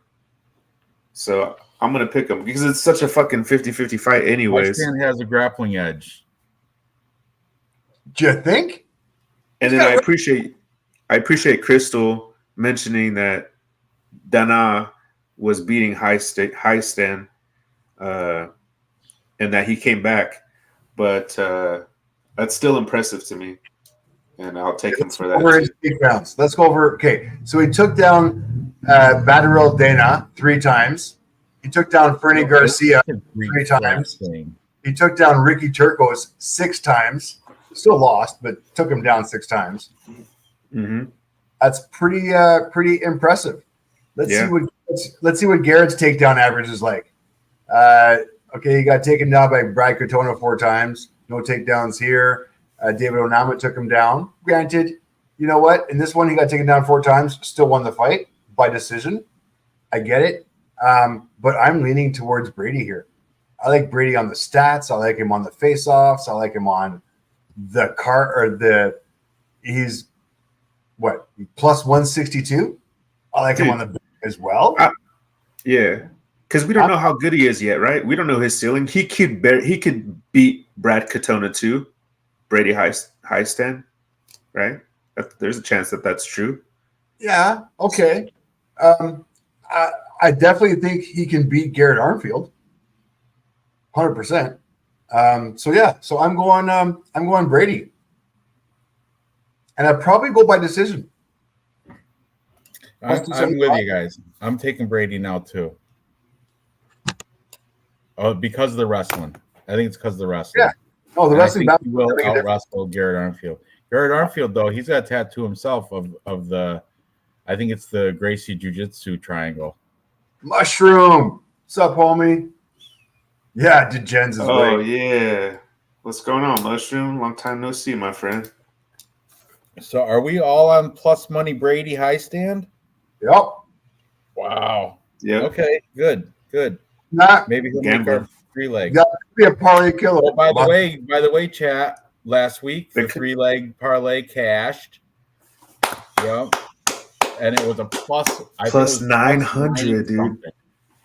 Right? Damn. Plus 970 or something crazy like that. Good plus money on that. Yeah. Oh, Armfield is a bartender at night. A lot of those guys have second jobs when they're. He looks sleepy, like he stays up late. That's not the Gracie triangle symbol. That's the air element symbol. That's the Harry Potter symbol, isn't it? Isn't it Harry Potter? I thought it was Illuminati. Where's Harry? I thought it was the Harry Potter symbol. Where is it? Let's look at it. Right there. Illuminati. Sure. That's Harry Potter, isn't it? I thought that was Harry Potter. He's in a. Is that the Teletubby, the purple Teletubby symbol? What's his name?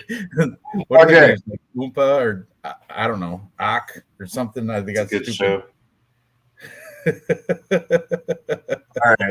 All right. Good show. Real Fight Picks. That's a good show. I mean, you got to figure out what's happening without words. You know, there's a big conspiracy about that Teletubby show. You don't even go down that rabbit hole. You'll have nightmares. But anyway, okay, we're all on the big plus money. Brady Highstand, I like it. Plus 169, I like it. Let's move up the card. Next, we have Lucas Almeida, 14-3, taking on Timmy Kawamba, 8-2. This is interesting because Timmy Kawamba, who the fuck is this guy? Seriously is right. I'm not even kidding. Let's check it out. Open up Timmy Kawamba. Let's look at his resume. 8-2 Timmy Kawamba. I know Lucas Almeida. Who doesn't know that guy?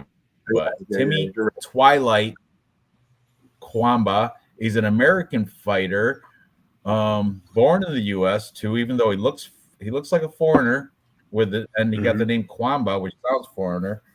But racist Korean. Who looks like who doesn't speak Korean? Racist. It's just true. It's just true. Kawamba sounds like a foreign name, and he's of European roots. I mean, he's got to be at least first generation. But all right, he's coming off a split decision loss to Balaji. Okay, we heard that name earlier. Somebody else on this card has fought Balaji because somebody mentioned him in the chat. But before that, and that was his UFC debut, split decision loss. Before that, he was on Tough Enough. And I did hear of Matteo Vogel. I think that guy now is PFL maybe, or one of those. He's in something else, Matteo Vogel. I've heard that name before. Let's see. What is he in now? What's his last fight? Unified MMA? Oh, I guess not. My bad. I thought I heard that name before. I guess not. Maybe I heard it because of the Contender Series. Yeah. Anyway, going through here, a lot of cans in the early start, but that's how they always start out, a bunch of cans.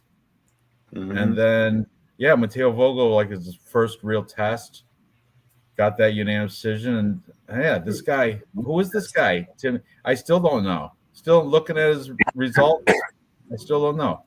But Lucas Almeida, I do know this dude, 14-3, not a stranger to the UFC. I think he's got, let's see. Oh, he's got 3 fights in the UFC. Unfortunately, they haven't all gone his way. Only one of them. He beat his UFC debut. He beat Michael Trezano, the New Jersey fighter, who's not bad. He's kind of like a striker guy, definitely a stand-up guy. Then he lost to the grappling expertise of Pat Sabatini. Pat Sabatini caught him in an arm triangle choke, round 2. But that's expected. Pat Sabatini can do that. He's a grappler out of Renzo Gracie Jiu-Jitsu, where they got the best jiu-jitsu in the country, debatably. Then most recently he lost to Andre Feely, touchy-feely. You guys know him, and he can touch you right. And he did with the right hook to ground strikes in round 1 over Lucas Almeida. But here's the thing. Even before those UFC fights, he's got some look, he beat Bruno Tavares in Max fight. That's a name I recognize. This guy's been doing it since 2014. So he's definitely got the veteran savvy here. Lost to Daniel Zellhuber in Contender Series. That guy's in the UFC now. Man, I think I'm gonna have to go with Lucas Almeida here, only because Timmy Kwamba is not proven to me. So why should I mean, I don't like those guys that I can't, like, who the fuck, and Timmy Kwamba's minus 185. For what? I don't know. Lucas Almeida, yeah, coming off 2 losses, but they're, kind of quality losses at plus 160. I don't know. Why don't you guys or the chat, somebody shed some light on this so I can maybe throw this in a parlay or something and get off the fence. I'm leaning Lucas Almeida, though. That's where I'm going right now. Maybe if I see their face-offs or something, it will change me. But Dave or Loopy, what are you guys thinking? Hop in, Loopy. This is yours. All right. So, honestly, I'm with you, Ranj. Who is this guy? Like, he might be somebody who does good in the practice room and doesn't do good under the bright lights. There's going to be that issue that he has to deal with as well. I haven't watched as much tape as I like, but I had listened to every single capper, and a lot of them are saying that Kwamba has better striking. So for sure, I kind of want to just take a look at that. But from what I saw right now, just even this little Instagrams that you've been going through, he's flashy. Can he do that in the cage? Is he a complete fighter? I don't know what his ground game looks like, but I think I'm going to go with the experience in Almeida. And Almeida's got a good winning percentage. So, and I think... Did they came out walking together? That was corny. They just came out just walking. Kwamba was right up his butt. Follow him out there. It's not like he's undefeated, the Kwamba fella. Right. I know he's lost twice to people I don't know. And Almeida, he might be better than those guys that beat him. This could be actually ugly. This could look really bad. This could be really bad for Kwamba. So why he's a big favorite, I don't know. I would put money on Lucas Almeida, with as much plus money that he is. I think if you're ever looking for a plus money fight, you got to pick something like this. I'm not sure if I put him in parlay, but for sure, Yeah, something on the side. Hey, do you happen to know Jacob's pick of the week? His underdog. Yeah. He picked Palastri. He picked Palastri, that girl that you picked. That's to beat Knudsen. Knudsen. That's stupid. Girl fights, and you always take the underdog. That's not even a good play. Whatever. Yeah, he says he's a little insecure about it. Yeah, I would be too. Girl fight as your lock of the week. Come on. It was pretty lame. All right. Anyway, I'm not shitting on Jacob. I like that show, but I just happened to just be curious. Depends on which Lucas shows up. He was okay against Trezano. He was. Kwamba isn't bad. But I don't know if he's good either. I mean, you're saying he's got good striking, but I really don't know. I think Trezano could be right there. Look at that medal. It's like an arrow. Oh, pull that weight up. Look at that. That's easy. A lot of plates on there. That's workout right there. Look at the plates. He's building strength. We can do the math and figure it out, but I like it.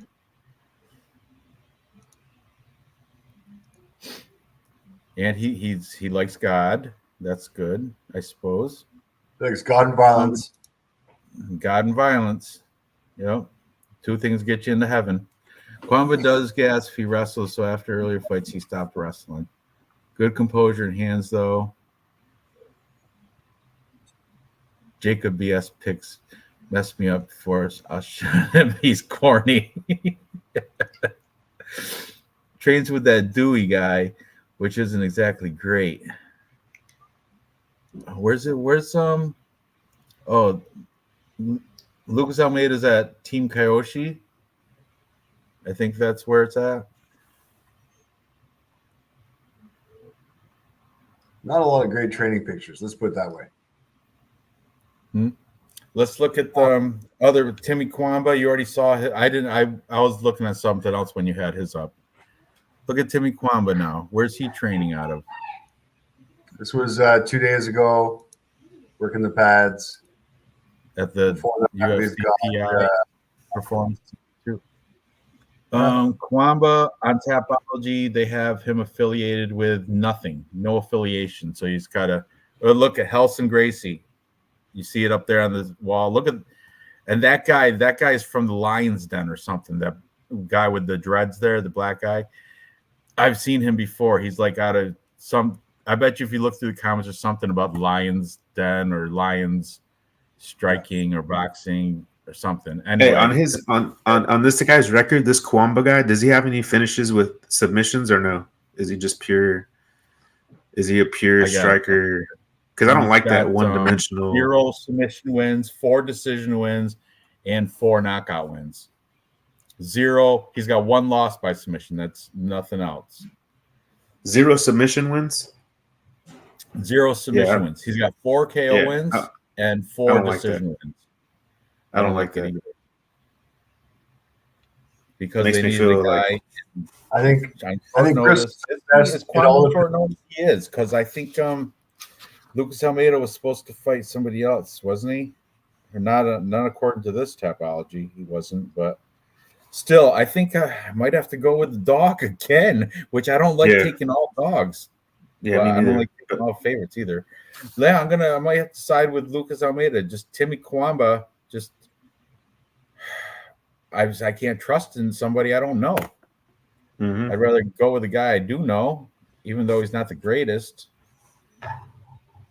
He won. I mean, I feel like I got my points out. I'm on Almeida. I love that pick. Dave? Not crazy on this one, but I am also on Almeida just for the experience. The ratio. We're looking at strike line per minute 5.05 versus 2.53. Strike absorbed 5.32. Not a great negative striking ratio for Lucas. I'll call it even, but definitely negative striking ratios for Timmy. So as long as Lucas can keep that volume up, I think he'll have the advantage. It all depends which Lucas shows up. By the Instagram, I can't tell that he's been working hard in the gym, but the guy's 14-3-0. He's got a healthy record and a lot of UFC fights behind him, coming off of 2 losses. I'm hoping he doesn't take this guy for granted because this guy is a little bit serious. Let's be honest here. He is a little bit serious. He's quick. He's young.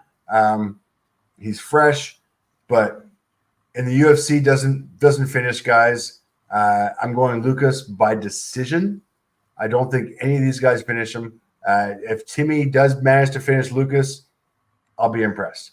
But my lean is Lucas by Almeida. Not crazy about putting this in any parlays, though. Okay, noted. Moving up to the co-main event, we have Marathon MMA's own Miles Johns, who is training with Garrett Armfield in preparation for this fight against Douglas Silva de Andrade. Is it Douglas? Yes, Douglas Silva de Andrade.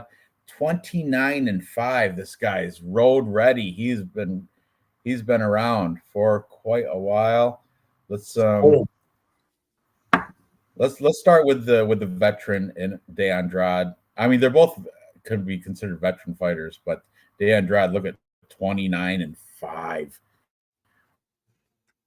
Unbelievable. So let's go through his resume.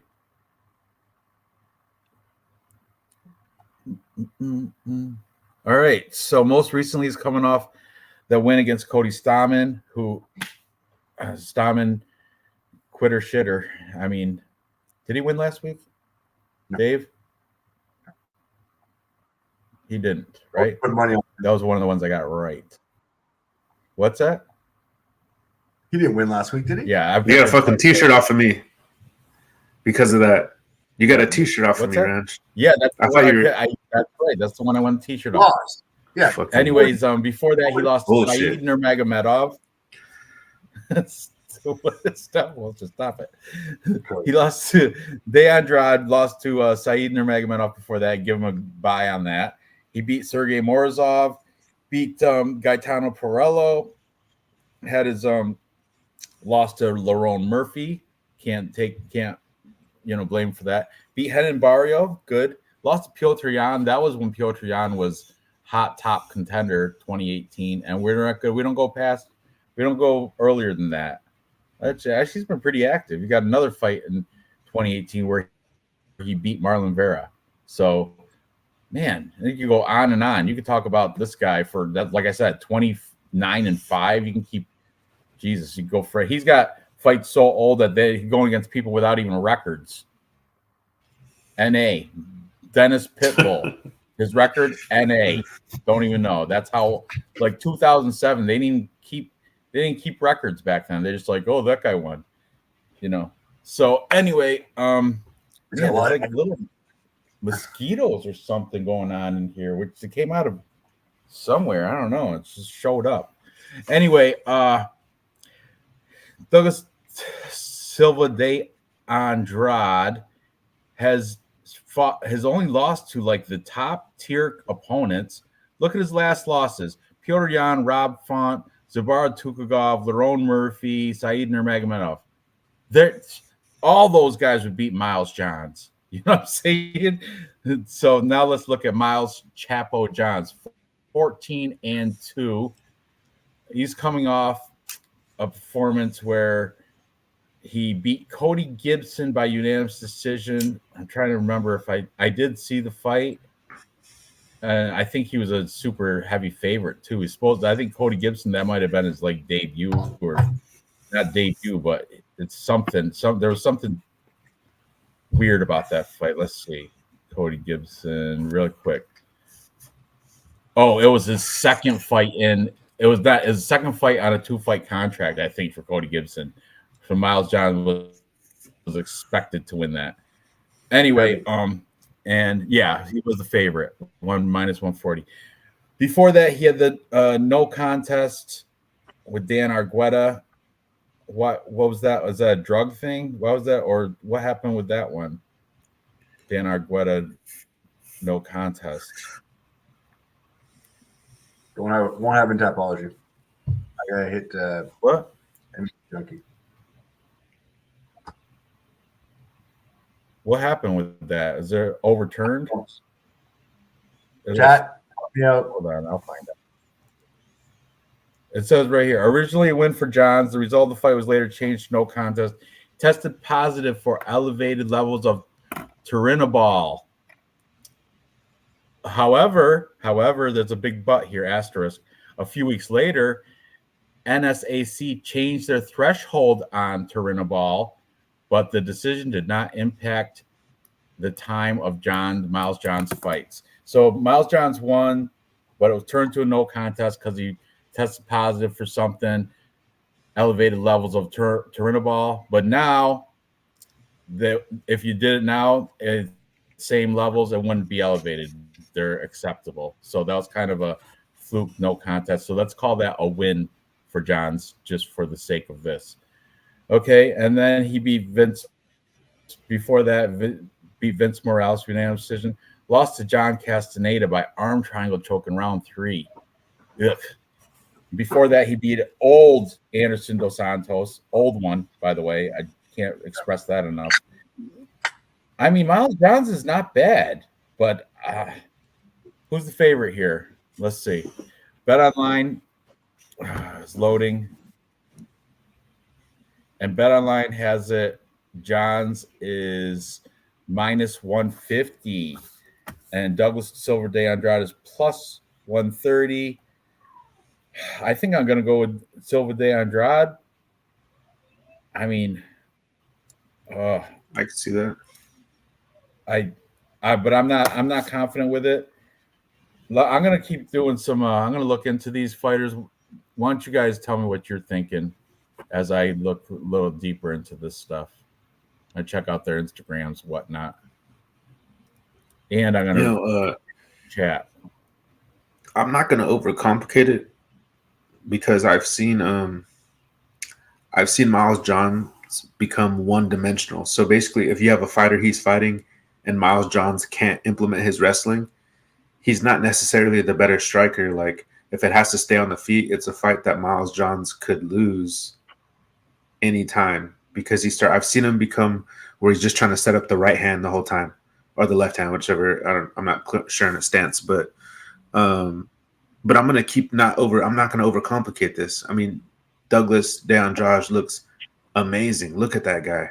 Like he looks fake too, like Nurembeke. And he's got, in great shape. But I'm going to do a long-term thing where if the guy's just good enough, I'm going to do a long-term thing, guys. If the guy is 8 years younger than a guy who's 38 in this weight class, give me the younger guy. I'm doing a long-term thing. I'm putting my fucking foot down. I know if I may lose this one, but I'm going to win on the down the road. So I'm going to invest my investment for future growth in Miles Johns, the man in his prime.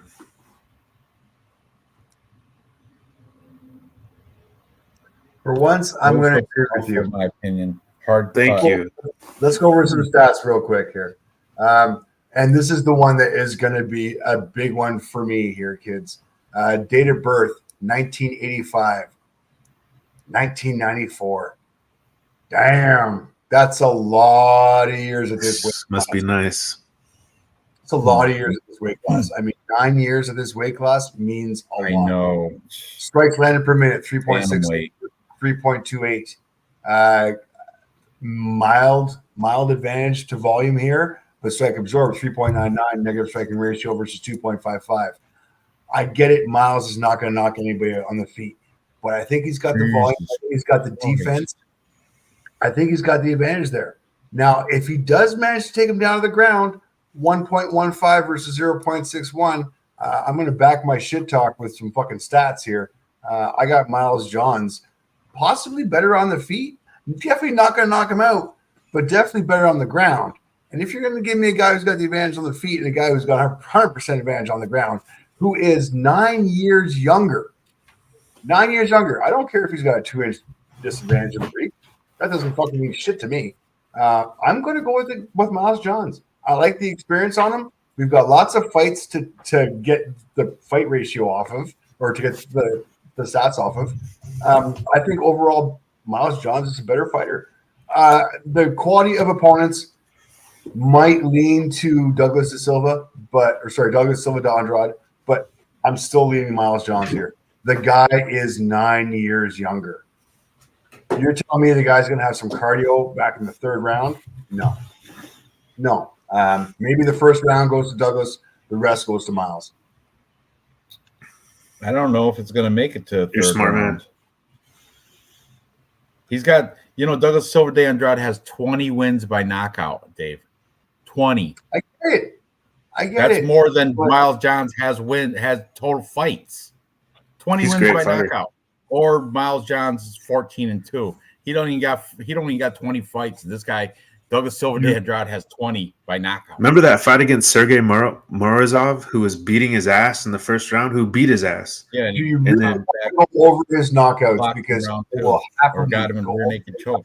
You want to go over his knockouts? I know how good he is, but No, I want a t-shirt bet you. You don't, because you got Perello, who you got knocked out. Besides Perello, let's go down to spinning back fist of Henry Briones, who was 16-5. Before that, we're talking Jungle Fight. Oh, here's all your knockouts, bitch. Jungle Fight. Jago Passos, Fabiano Nogueira, Tojino Gaviano. Besides that, we're going fucking way down. Dude, your knockouts are at the beginning of his career. He hasn't knocked anybody out since 2021. It's been 2 years, and that is, at his age, is a fucking 5 years. Old man strength, I get it, goes last, but this is some serious old man here. I'm looking at his Instagram right now. I'm gonna see if he's been putting it in. See how he's been doing in the gym. I got 3 days ago, a post 3 days ago. He's putting on his UFC gloves, listen to his earbuds, listen to something's rocking out. I'm not gonna turn the sound on, but he's rocking out with something. Man, he is old looking. He does look old. Do you want to know why? He's fucking old.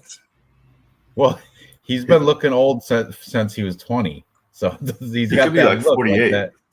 He's got that like that CJ Vergara, that or who's the other, that old Brazilian look. You know what I mean? Like the guys that like Joanna Brito. Joanna Brito looks like he's 50, but he's only like 28. Is it, Gregory Rodriguez. A lot of these Brazilian guys look a lot older. Oh, look at the highlights. Look at that. Look at that. He can do that tomorrow. Yeah, but he'll probably blow his knee out if he tries that today. There he is with his precious daughter. Miles John's got 3 kids too. Let's look at his girl. Oh, she's nice. Hey, Papi. Yeah. Man, I don't know. Let's catch up with the chat. So I have a picture with Dana than he does. Huh? Yeah, Dana looks annoyed. You ought to see the picture of him with Dave. Talk about looking annoyed. Oh, harsh. No. Ouch. Yeah, no, Dave, I mean, I can't lie.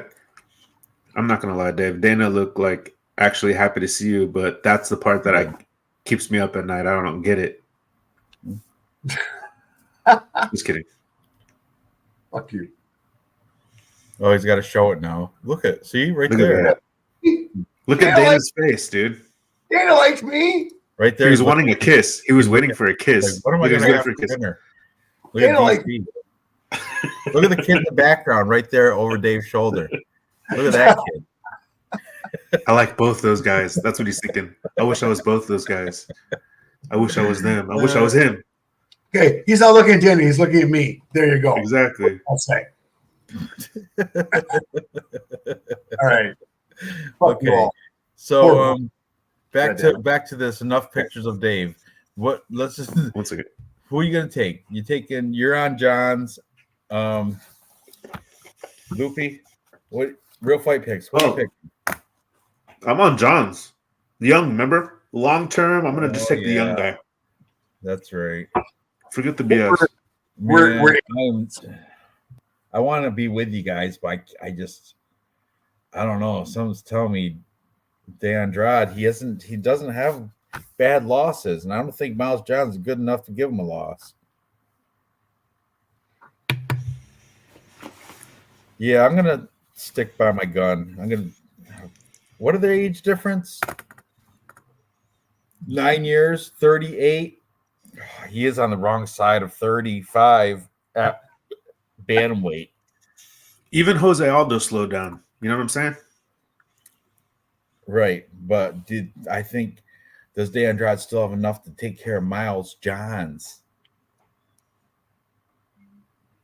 I'm going to highlight this right here. Takedown average 1.15, 85% takedown defense. Fucking better stats in the fucking positive striking ratio versus negative striking ratio and the age. That's a 3-banger for me, man. I would take Douglas by decision if I played a prop. I can't do it. Beat Rebecca, 38 years old. And everybody was on Rebecca. That messed up everybody's parlays. He did. Hey, Rebecca never impressed me. I picked Nick Fiore, I think, just because I was like, he seems like he could stand there with him, and he did. Like he gave Rebecca a fight. Anyways, that's a different. I'm trying to find some takedowns for Douglas De Silva and Andrade to counter my Miles John argument, and I've got one takedown against Said Nurmagomedov. Okay, fine. Said's not known for his takedowns, and then one against Laron Murphy where he lost. And then, oh man, we're going back to Marlon Vera back in 2018. Like the guy doesn't take anybody down. Look at Miles. Have no knees. Look at Miles Johns. 2 takedowns against Cody. You think it stays standing? Takedowns against. You think Miles Johns is better stand up than Silva De Andrade? I think it's Miles Johns low volume, huh? Oh no, he threw 80 strikes against Anderson dos Santos, but it's a wash, dude. The wash on the fucking strikes, it's a wash. 3.66 versus 3.28, 3.99 versus 2.55. Miles Johns has way better defense. He's going to be able to do that fucking, turtle. He's going to be able to do it. I got Miles Johns here, man. Miles Johns is going to be able to win this by decision. I'm going with De Andrade. I'm sticking with my gut feeling. You want to win a t-shirt bet? Plus money. I'll t-shirt bet you. I owe you 2? Legitimately? For 3, dude. I owe you 2. That one for winning Tapology, that's your thing. You okay, all right. Fair enough. All right, we'll go 2. So I owe you 2 right now. I'm gonna only owe you 1 after this, and I already got it picked out. It's almost in the mail. I didn't buy it yet, but I do have it picked out. So, all right, let's go to the main event. Oh, shit. We got 25-8 Alex Perez taking on 15-0 Tatsuo Taira. This is an interesting fight because Tatsuo Taira, man, that guy's got one of the best body lock backpacks in the whole UFC. I mean, once he's stuck on you like a magnet if he gets that body lock and if he backpacks you. And I think that's how he's probably going to work his way up to the top tier of the UFC flyweights. But he's got a big test in front of him, Alex Perez. But what I don't like about Alex Perez, aside from his knockout of Matthias Nicolau, he had 3 losses in a row. However, you got to give him because they were upper echelon opponents. I mean, he lost to Figgy, he lost to Pantoja, and most recently, his latest loss was to Muhammad Mokaev, who is an undefeated fighter as well. Matthias Nicolau, I picked Perez to win that, and I cashed in on that. But now, I don't know. And the Tatsuo Taira people are saying, hey, is this kid really the upper echelon level? Should he be a 2-1 favorite over Alex Perez? That I don't know if he should, but he will be my pick to win this fight. I I don't know. Alex Perez has been tested, and Tatsuo Taira, this will be his biggest test to date because the wins he's got are to lackluster type fighters. You know, they're not the top tier fighters. Let's open up Tatsuo Taira's resume. Let's see who he's beat. Okay, let's rank these guys in our heads as we discuss them. Start with his UFC debut back in 2022. Carlos Candelario, 8-1. What happened to the Carlos Candelario? Where is he now? Is he cut from the UFC? He probably should be. Sure. If he's not, he should be, right? Okay. CJ Vergara, as I mentioned earlier, he's like kind of like the gatekeeper to the top 15. And CJ Vergara, let's see, 12-5. He's come. Oh, he lost to our boy Asu. That's fighting. Vinicius Salvador. See, this guy's not even that great either. Daniel Lacerda, Vinicius Salvador. Everybody beats those dudes. Okay. Then, so move up. Jesus Aguilar, 8-1. Like I said, not a very impressive victory there. I mean, he's doing all right, though. He's still in the UFC, and he's winning. Matus Mendonca. Okay. Edgar Charez, 10-4. This guy gave him a scare. This guy, I think, got a knockdown, right? Yep. And then we have, he lost by unanimous decision, but I think he did get a knockdown in that fight, if I remember correctly. And I remember he gave him a scare. Like I was like, this might be the one to put the loss on to his record. And most recently, Carlos Hernandez, who is 9-2. Oh, Edgar Charez? Okay, sorry. Yeah, Edgar Charez. I like him. He's good. And Carlos Hernandez, now he's 9-3, obviously. But before Tatsuo Taira's Dennis Bondar, I mean, he's not that good. Lost to Alan Nascimento. Yeah, this guy is. See what I'm saying? I mean, the quality opponent isn't there for Tatsuo Taira. He's still going to be my pick to win this, but it should be a lot closer than the line suggests.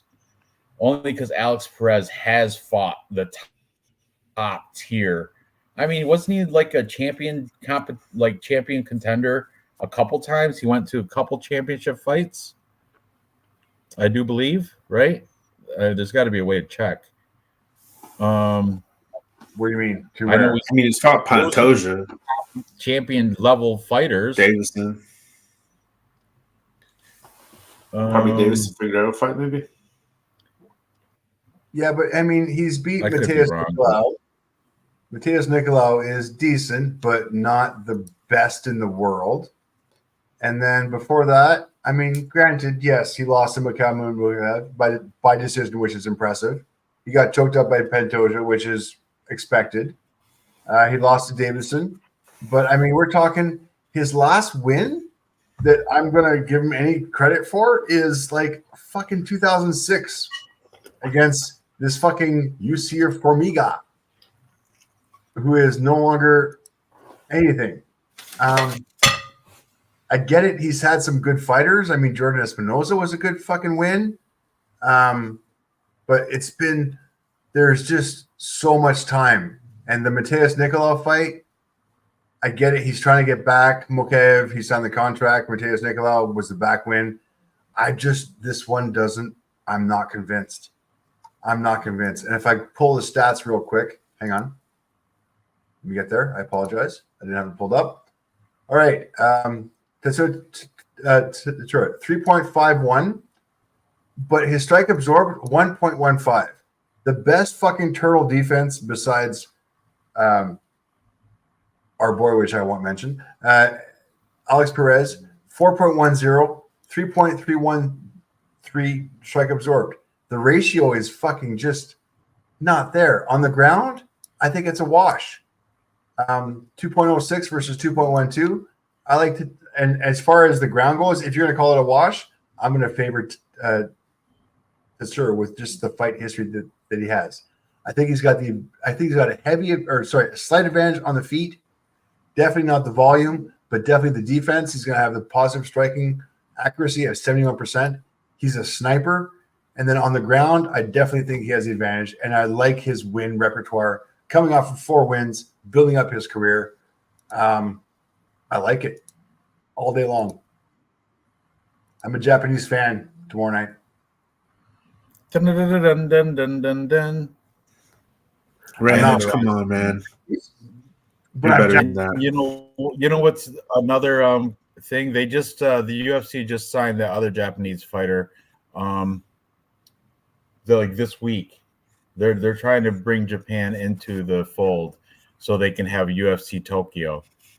Who was the other fighter they brought in this week? He's the known name. He's from like Bellator. He's from a good promotion.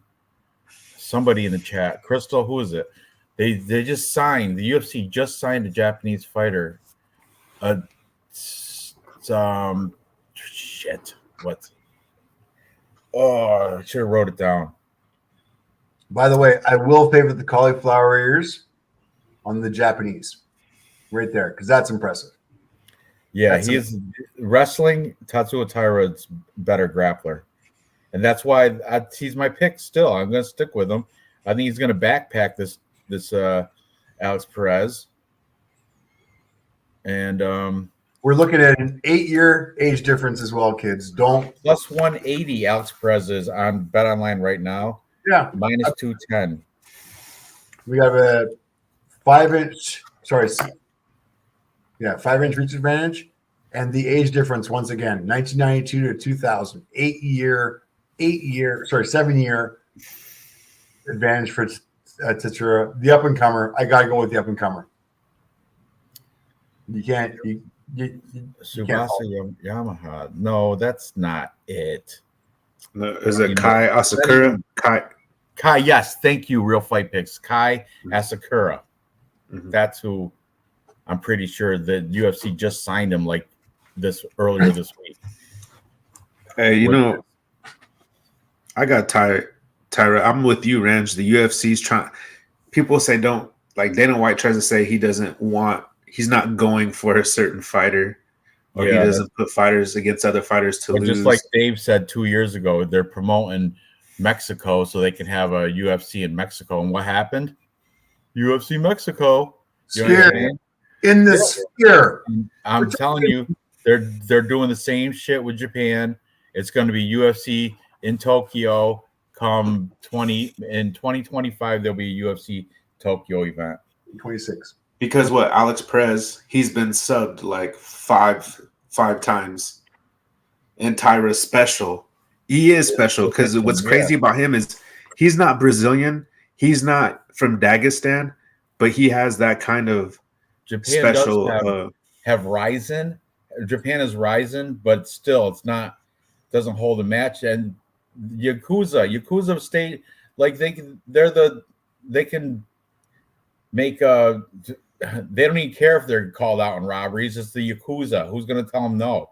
You know what I'm saying? They run the Ryzen and all the Japanese regional scenes. That's why UFC is untainted by Yakuza, the Japanese mafia. So, okay, can we share a little bit of Alex Perez's Instagram real quick? Yeah, let's do it. Let's see how much he's. A lot of baby pics, a lot of baby pictures. Training. All right, we got that kind of stuff. Are you at the top? Go up a little. Let's start from the top. That is the top, dude. Okay. All right. I haven't looked at this, so this is new to me. Baby pick, face off, shot with the wife. We've got one training pick 4 weeks ago. The Kenny G. Is that Kenny G? Looks like him. Nice. 10th planet. Okay, he's at 10th planet. I'm impressed with 10th planet. I will go grab my 10th planet. No, don't grab shit. Just anyway. Keep going with this.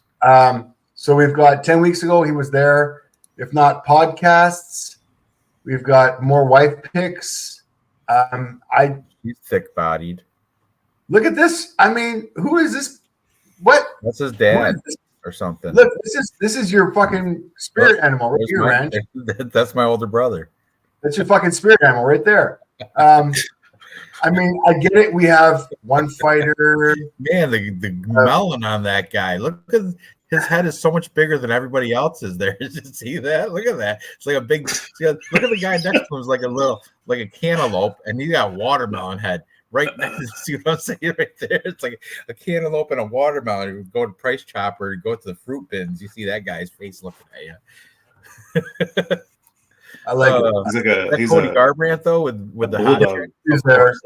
Cody's there in the shot. He's not in this shot. Oh, where is he? He left. He isn't in that shot. All right. Anyways, regardless, this is like 6 weeks ago.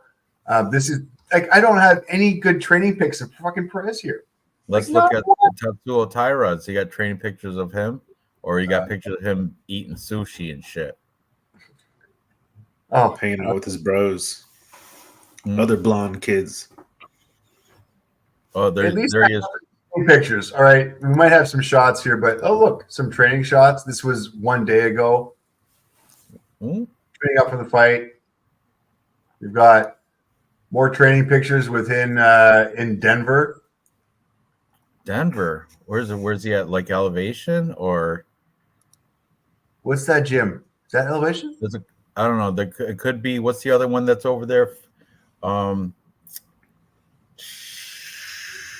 Something Muay Thai starts with Factory Muay Thai. Is that it? Factory X. Muay Thai? X. I think so.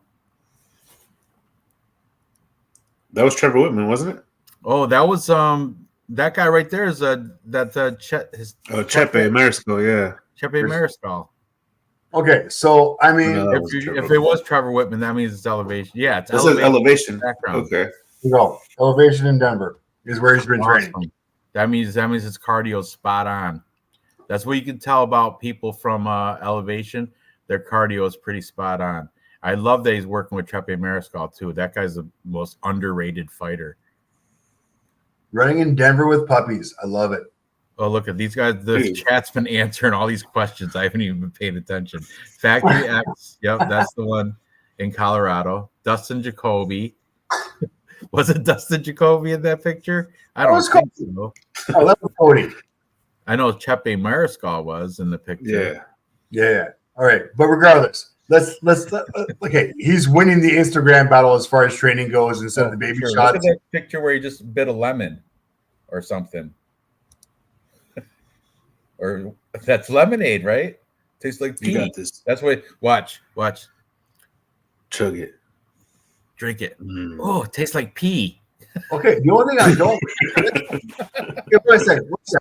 The only thing I don't like on this one, and I've never seen this before. Look at that scar over his eye. Yeah, that's tough. That's tough. It's dangerous. That makes him street tough. He's like edgy. That opens. He looks like an anime fucking dude. Yeah. Otherwise, he probably did that on purpose. Like, he's a bad boy. So if he gets eye cut tomorrow with a fucking right cross, which might very well fucking happen. With the new UFC gloves. Oh, on that new leather. All right. Anyways, I'm still picking him. Confident. He's a minus 225, so he's a parlay worthy, but main event, not crazy about it. But yeah, I don't think I'm an ageist this evening. And this 1992 versus 2000, man, the math just doesn't fucking add up for me. I'm going to. I mean, give me Tatsura as well. You took all the young folks on this card. Yep. You took all the younger fighters. Yep. Anyway, now it's time to do our thing. And boy, we don't have the ones we are in agreement with are either big plus money or chalky. All right, let's start. We're going to go through starting from the beginning to make our 3-leg parlay. He can't even buy sake. Yeah, he can. 2,000. That means it's 24. Okay, so we don't do girl fights. We're disagreement anyway for the first one. Then we're all taking Melchizedek Costa after you guys swayed me over, and I like it now. He's a minus 190, so that's a possibility that against Shailon Nurumbeke. So Melk I'm gonna put a little asterisk. That might be one. Might make it. We're split on Jekka Saragi, Weston Wilson. Dave and I are going with the Weston Wilson. I now looking at it again. I don't know what I'm thinking, but I'm gonna for some reason I'm gonna clip this part of the show and show it to you guys. This is ridiculous. No, Jekka Saragi's ridiculous. That guy's ridiculous. That's Manny Pacquiao, man. Huh? No, Dude, you're thinking of Manny different. You're Pacquiao's thinking of spirit Asu animal. Abulayev or something. You're thinking of somebody else, not Jekka Saragi. No, Is Jekka Saragi the Manny Pacquiao lookalike? Hell yeah. Was it? Looks just I like don't know. his cousin. Oh yeah, you're right. You're right. Weston Wilson's gonna beat him though. He's longer, bigger, and he's a trap. It's a trap. Okay. Then we're split on the other girl fight with Carly Judice, Gabriel Fernandez. We're all on Nate Maness, but he's minus 600, so we're not even playing him. It's ridiculous. And I kind of want to root for Jimmy Flick because he's big plus money. Yeah, me too. So I can't do that one. Okay, we're all on Adam Fugit plus 106. We can play a good that one. one. Hell yeah, that's a winner. Circle it. Adam Fugit, Josh Quinlan. He's overrated. He's not that good unless he's on steroids. And still, he's only mediocre when he's on steroids.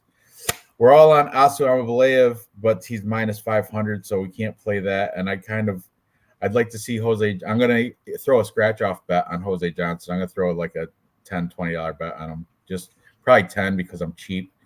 But $10 would win me $37.50. Why not?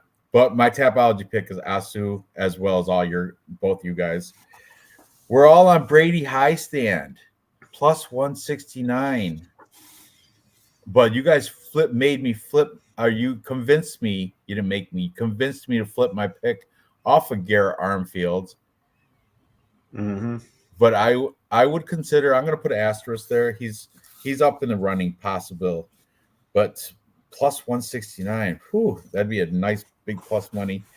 Keep going. We're all on plus Lucas Almeida's plus 160. There you go. I like that one. That one's like, if it's me, that might be my third leg.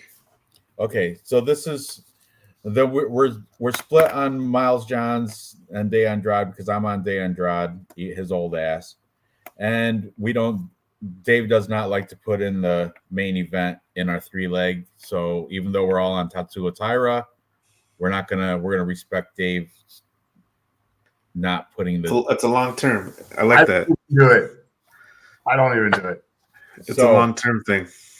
So far I got Lucas Almeida at plus 160 circled, Adam Fugit at plus 106, and now our last leg is between Brady Highstand, he's at plus 169, or Melchizedek Costa at minus 190.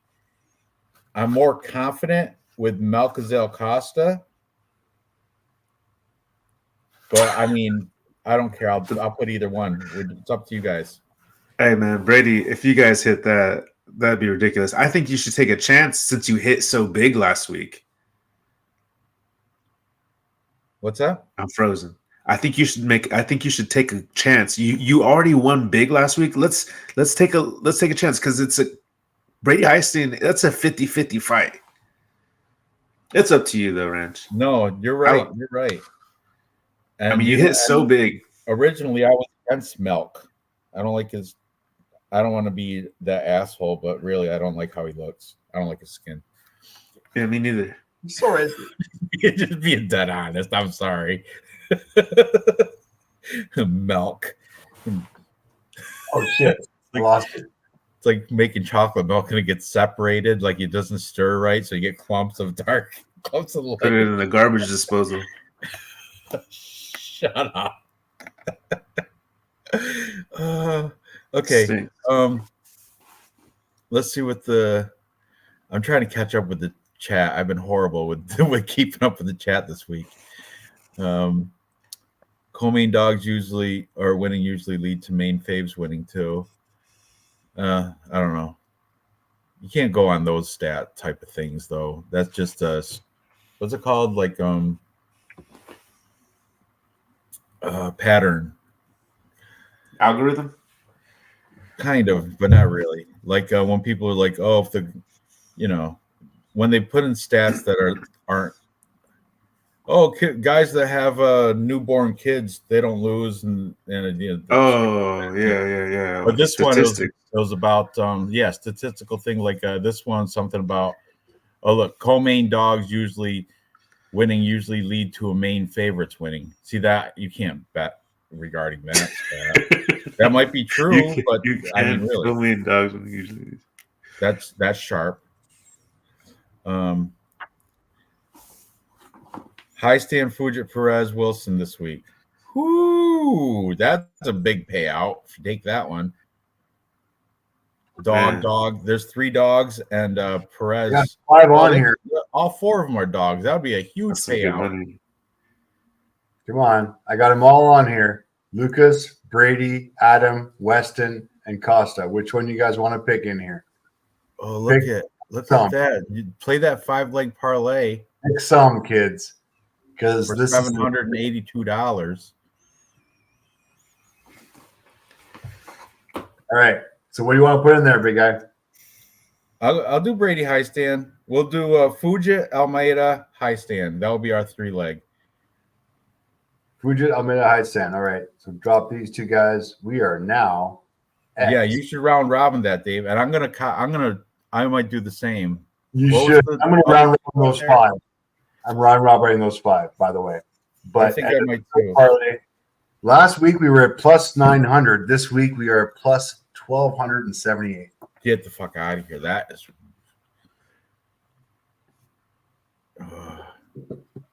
All right, let me put it in the bet online. Okay, so we got Brady high stand. That's big plus money. Lucas Almeida and at nice plus money, and Adam Fuja at plus money. All 3 of them on bet online plus 1,300. There you go. Bet online better than 365. Not by much, but yeah, it's there. It's definitely there. Let me copy and paste this. It's a first. I just recharged my bet online this afternoon because it's been dwindling. I cash out every week. It's great. I deposit on Friday and cash out on Sunday. I can't. Every week. And then you spend it on. I bet all sorts of. I bet baseball. I bet all sorts of crap. Or online slots. That's my. I've managed to. I think last week's favorite.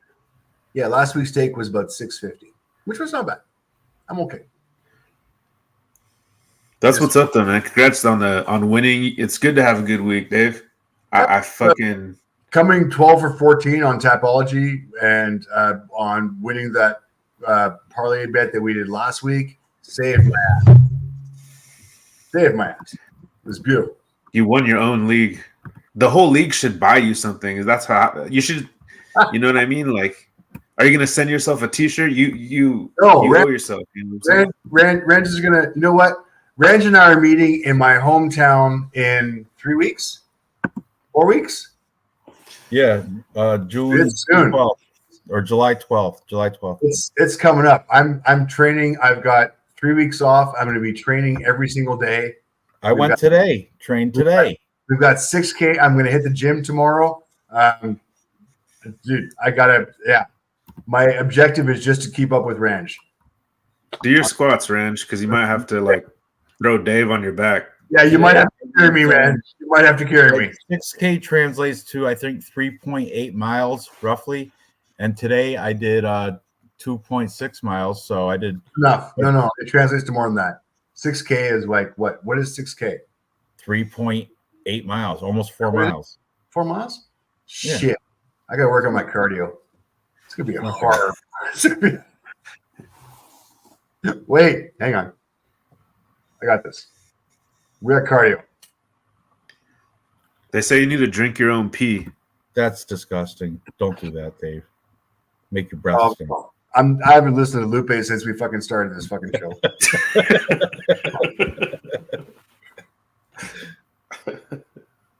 I thought you guys were gonna like go somewhere with that. Fuck no. Okay. 3-leg plus money junkie parlay, $1,300. Brady Highstand, Lucas Almeida, Adam Fugit. Plus money, plus money. I like it. I'm gonna Real put that pick, in a selling bottle. piss bottles. That's you know how what's his name has the sauce there, the secret sauce. That's a real fight pick secret sauce. Secret juice.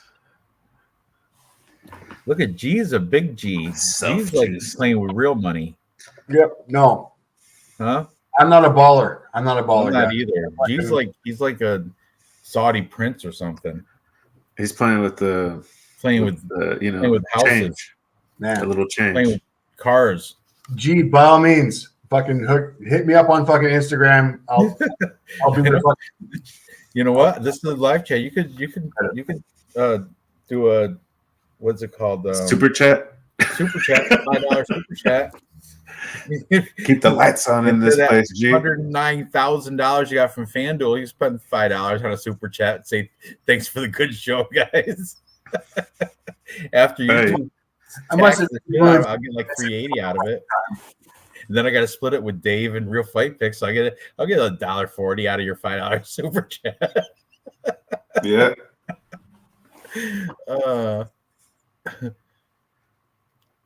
I know we're going on Lucas Almeida. That's crazy. But he should do Ice Viking. Better late than never, What's but going on, my friend? What's up, being my DC homie?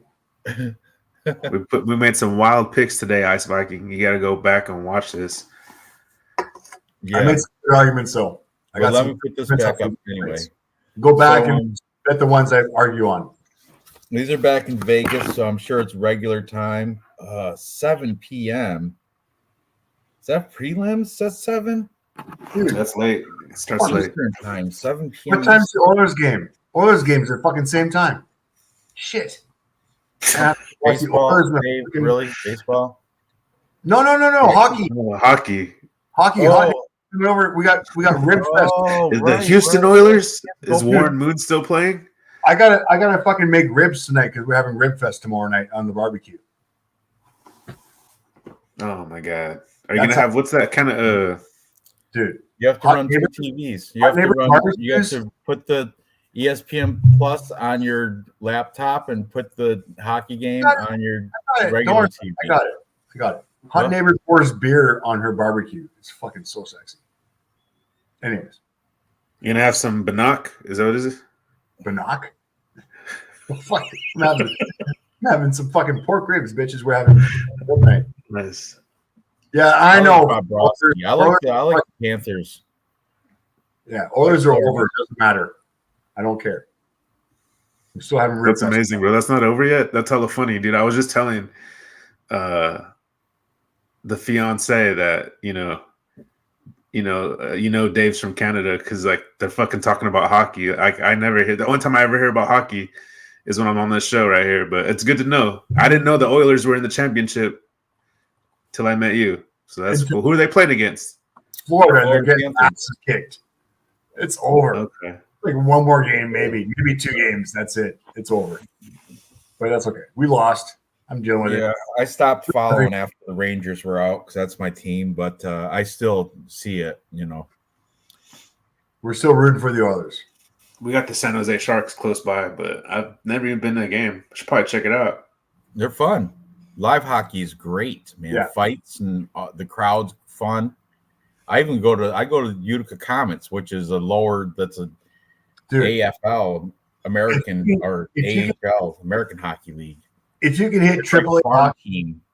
dude, for the yeah, I'll double. take my lady, see if she's down like for a date night or something. dude, farm teams, triple A hockey, that is where the fucking entertainment is. That's where the fights are. That's where like the Yeah, fucking definitely. show is. In Canada here, we have like a fucking high school team. Like they're like 18, 19 years old. They sell out like 10,000 arena every fucking game. It's insane. And it's damn. well, half of it's a beer tent, but regardless, it's still like it's an entertaining game, man. There's like hockey at the junior levels, dudes put out. Professional, the playoffs, you gotta wait for the playoffs for them to actually put out. But yeah, no, hockey, especially in Canada, fuck man, it's a show. Yeah.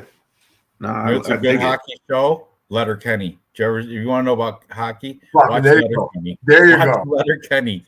There you go. Yeah. Letterkenny. Watch Letterkenny. That'll make you love hockey. Well, it makes you like hockey if you're not into hockey. You know. I'm down. Dude, I like fighting. It looks like a violent sport. Letterkenny is. Did you ever see Trailer Park Boys? It's kind of like that type of comedy. Like Okay. I've seen that. I have first Letterkenny's the same type of thing, except the guy's like a hockey guy. It's a sketch show, right? It's a sketch show.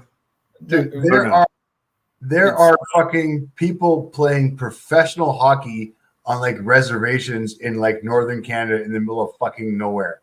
Like it is actually a sport in this fucking country. Like Letterkenny, I shit me not. Like I watched AAA hockey and a team fucking roll into town, and the groupies they had was fucking like old school, like Beatles. Van Halen fucking groupies. It was insane. Big hair and everything. It was fucking awesome. Like fucking AAA hockey in my country is insane. Yeah, it is a big deal in New York too, because we're kind of a cold weather state. Yeah, hockey's big here in New York State, mid-state anyway. There's hockey fans here, but I just never even been a sixth grade hockey game. Anyways, point is, Okay, we're going to lose this game. We're probably going to get swept by Florida. It's going to be over, but Rib Fest It'll be fun. You got the hot tub, you got the barbecue, you got the hot neighbor pouring beer on the barbecue, falling right in love. Can't go wrong. And UFC on the laptop. We're good. Yeah, that starts for you guys. It'll start at 4:00. Good for you. UFC on the start at 7. Hockey on the big screen. I'll take some uppers so I can watch the main event. I could do some stimulant drugs or something. You're training for fucking six smelling salts. What's the new stuff? There's like a Shilajit. You know what Shilajit is? Shilajit? Like no dose? No, it's like it's a mineral compound from the Himalayan mountains, and you mix it in water. It's supposed to give you super energy, like liquid cocaine.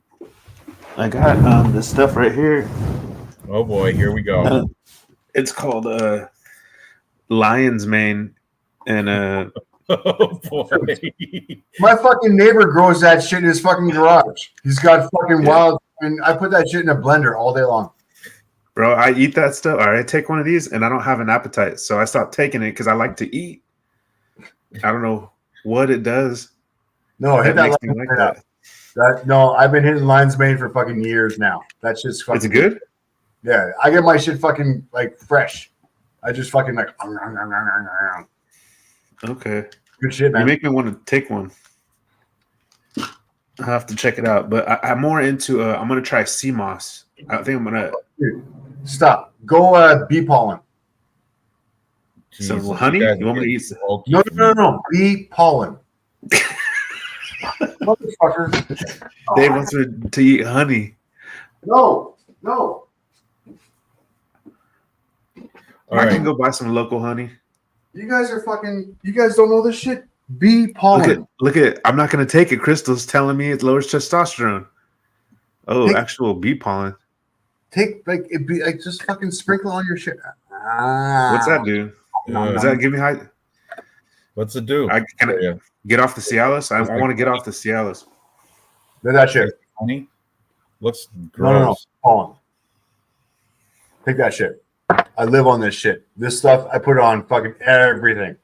Sprinkling on pizza. Interesting. Well, it's good for alcoholics. Weird. Tell me if Dave does any good in this marathon. I want to see if that shit works.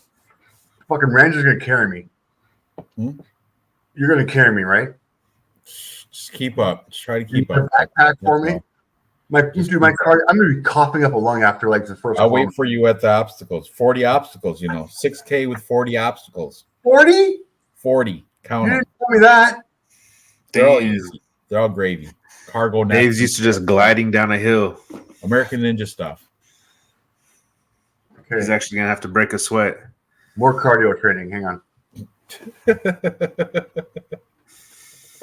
All right, man. We have to close the show. It's after midnight. I'm getting tired. Okay. So good luck, guys, tomorrow. I'm gonna post this one more time. Our 3-leg parlay. Man. 1,200 fucking plus 1,300. Plus 1,300 for plus money junkie parlay. That's what we're calling it from now Easy on. on the bets, kids. Easy on the bets. Not No, too do this one. Lock it in. Throw $10 to win 130. Yeah, $10 okay, win just a little. 130. Lock it in. No. And do each one of these guys individually. They're all plus money. Spend $40 and you win whatever. You win 130 plus 16 plus 50, whatever. Definitely. Such If I have- a Oh rich- yeah, I heard the raw honey. That's the way to go. Raw honey. But anyway, keep getting off topic. Anyway, good luck, guys, tomorrow. Thanks for chat. Thanks always for hanging out as usual. Lock in that 3-leg parlay we hit last week for 9 plus 9 something, and this week we're gonna hit for plus 1,300. Can't say this is probably our biggest plus money we've done. Parlay, right? By far. Fucking if Brady Heistan is my least confident on this one. If he win, I don't know if where he's at in the order necessarily, but He is I feel like- second. It goes Adam Fugit is the curtain jerker to the main card. First I feel fight of the confident main in that card. Brady Highstand is 2 after that, and then Luke Summit is right after Brady Highstand. damn. So those 3, and they're right before their main card. So we can do it. Want to throw it together a quick prelim one? Which we We can do milk. I hope And we have to use girl ones if we're doing prelims, or chalky. Milk Nate Manis, and yeah, and then that's it that we agree upon. Milk Costa and Nate Manis, but that's both minus numbers. Forget it. Don't worry about it. All right, Hey, Ranj. guys. Tomorrow. First of all, before you get off, I Yeah. kind of want to, if you can share a screen. I don't know if I'm on here. Hang on a second. Hey, Dave. I just want to say goodnight. I have to go, but I want to say goodnight to you guys. Good luck tomorrow. Good night to the chat. Crystal, everybody, y'all been good. All the new people, Raw Twerk, all you guys are cool. Yeah, I'll see you guys. people in the chat tonight. Appreciate you guys showing up. See you guys tomorrow. I'll see you in our chat. Take it easy, fellas. All right, take care. Later. Yeah, that's a good one right there. 6. So, the round robin, and we're not doing the 6-leg parlay because the 6-leg parlay is not going to happen. I'm expecting a couple losses here, No, yeah, Weston Wilson's probably going to lose. but honestly, like on 6 legs, even on here, hang on. Oh shit, it won't show me, will it? Motherfucker. It's not going to show me the odds. But I mean, even on a 4-leg round robin parlay, on these 6 fights, I got these 4 coming in, which will at least make you break even, if not make some money. Not confident, but man, I love this fucking round robin parlay. Yeah, looks good to me. $10 bets, even on the parlay. I don't like Weston Wilson in it, but otherwise I'll do the 5 fights and I'll round robin it. Take that out, even that on a parlay plus 4,000. Whoo! 3-leg parlay, 10 times your bet. I'm on it. All right. Good enough. All right. For real. I'm done. I got to go to bed. I'm All right, tired. I will say good luck tomorrow. Best of luck to everybody. And yeah, we'll see you next week. I'm sure next week's something too, right? Oh yeah, every When's the next week off? Not all summer. We got these. No. Oh, dude, we have. Yeah, it's gonna be consecutive fights, consecutive weeks, and through yeah. the They rest of just took summer. some time off, right? So we've got. Fuck, are we? I got to make these Tapology picks right now, so I don't. I'm going to do it before I go to bed. So Pereira versus Tara, then Whitaker versus Askarov next week. The week after that is 303, which is the fight card has changed crazy, which is why I'm wearing this card for 303. By the way, I'm wearing this card for 303 because Ortega is making his comeback. Then afterwards, UFC Fight Night.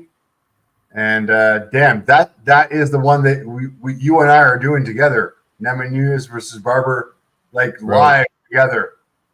Yeah, from the Holiday Inn Express hotel room. In the fucking hotel. Like, we're doing this. You and the first ever combined Ranj BC Dave show that night. Fucking scary. Anyways. That's going to be a little bit weird. And then that'll be just after running 6K. So I might be in a coma. We'll see. No, that'll be before. It's Friday's the show. Oh, Friday's the show? Saturday. Oh, dude, we're going to get hammered before we go fucking run 6K? We're not getting hammered. We're just doing the show. No, like, we're going to get hammered. I don't know. We have to do this run hungover, right? No? I'm not going to get hammered. I'm going to get a little tipsy, but I'm not going to get hammered. Oh, dude, we're doing shots at the fucking strip club. We are fucking. You're so stupid. Jekka Saragi. I'm doing my picks now. Yeah, that Weston Wilson. That's how. Why did you flip me on that? How did you flip me to Weston Wilson? I got. You know what? I'm going to pick him. That's right. He is bigger. I cash out every week, motherfucker. Every week I cash out. I don't leave any money in my account. Dave, you get first place in Tapology. You get this big head. I think you're undefeated. No. Ice Vikings fucking trolling me in chat. I got it. Yeah. Not much in my account now. But yeah, and your bet 365, you get 83 cents. What are you gonna? How are you making that $10 bet? Throwing that out every week, bitches. Every week that fucking bitch gets cashed out. Every week. It's like an extra paycheck. Everybody's got Saragi by TKO. 86% of the by TKO. 94% of the Tapology community has Jekka Saragi beating Weston Wilson, and me and Dave got Weston Wilson. That's why we're winning, bitches. That's how. I'm going to say by submission. Make money. Through it. Submission. Right. Kill this fucking shit. Okay. Carly Judice, I'm taking. Decision. Nate Maness, I'm taking. Probably knockout. Round 2. Adam Fujit. How's he gonna win? Knockout? Decision. Decision? No. I don't think Josh Quinlan's got the cardio the last 3 rounds, to be honest with you. Oh yeah, he does. He does. All right. That's steroids. That back steroids. Asu Amvalaev. I'm rooting for Jose Johnson, but Amvalaev should win probably by probably by submission. Round 1. No, I'm gonna say round 2. Round 2. Brady Highstand. Lucas Almeida taking all these dogs. I don't like it, but I do.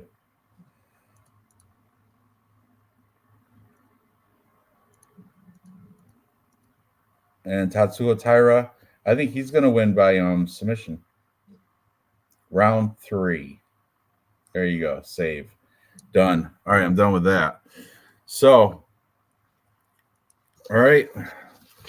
I'm going to make some bets now and call it a night. Thanks for chat. Thank you. Best of luck tomorrow.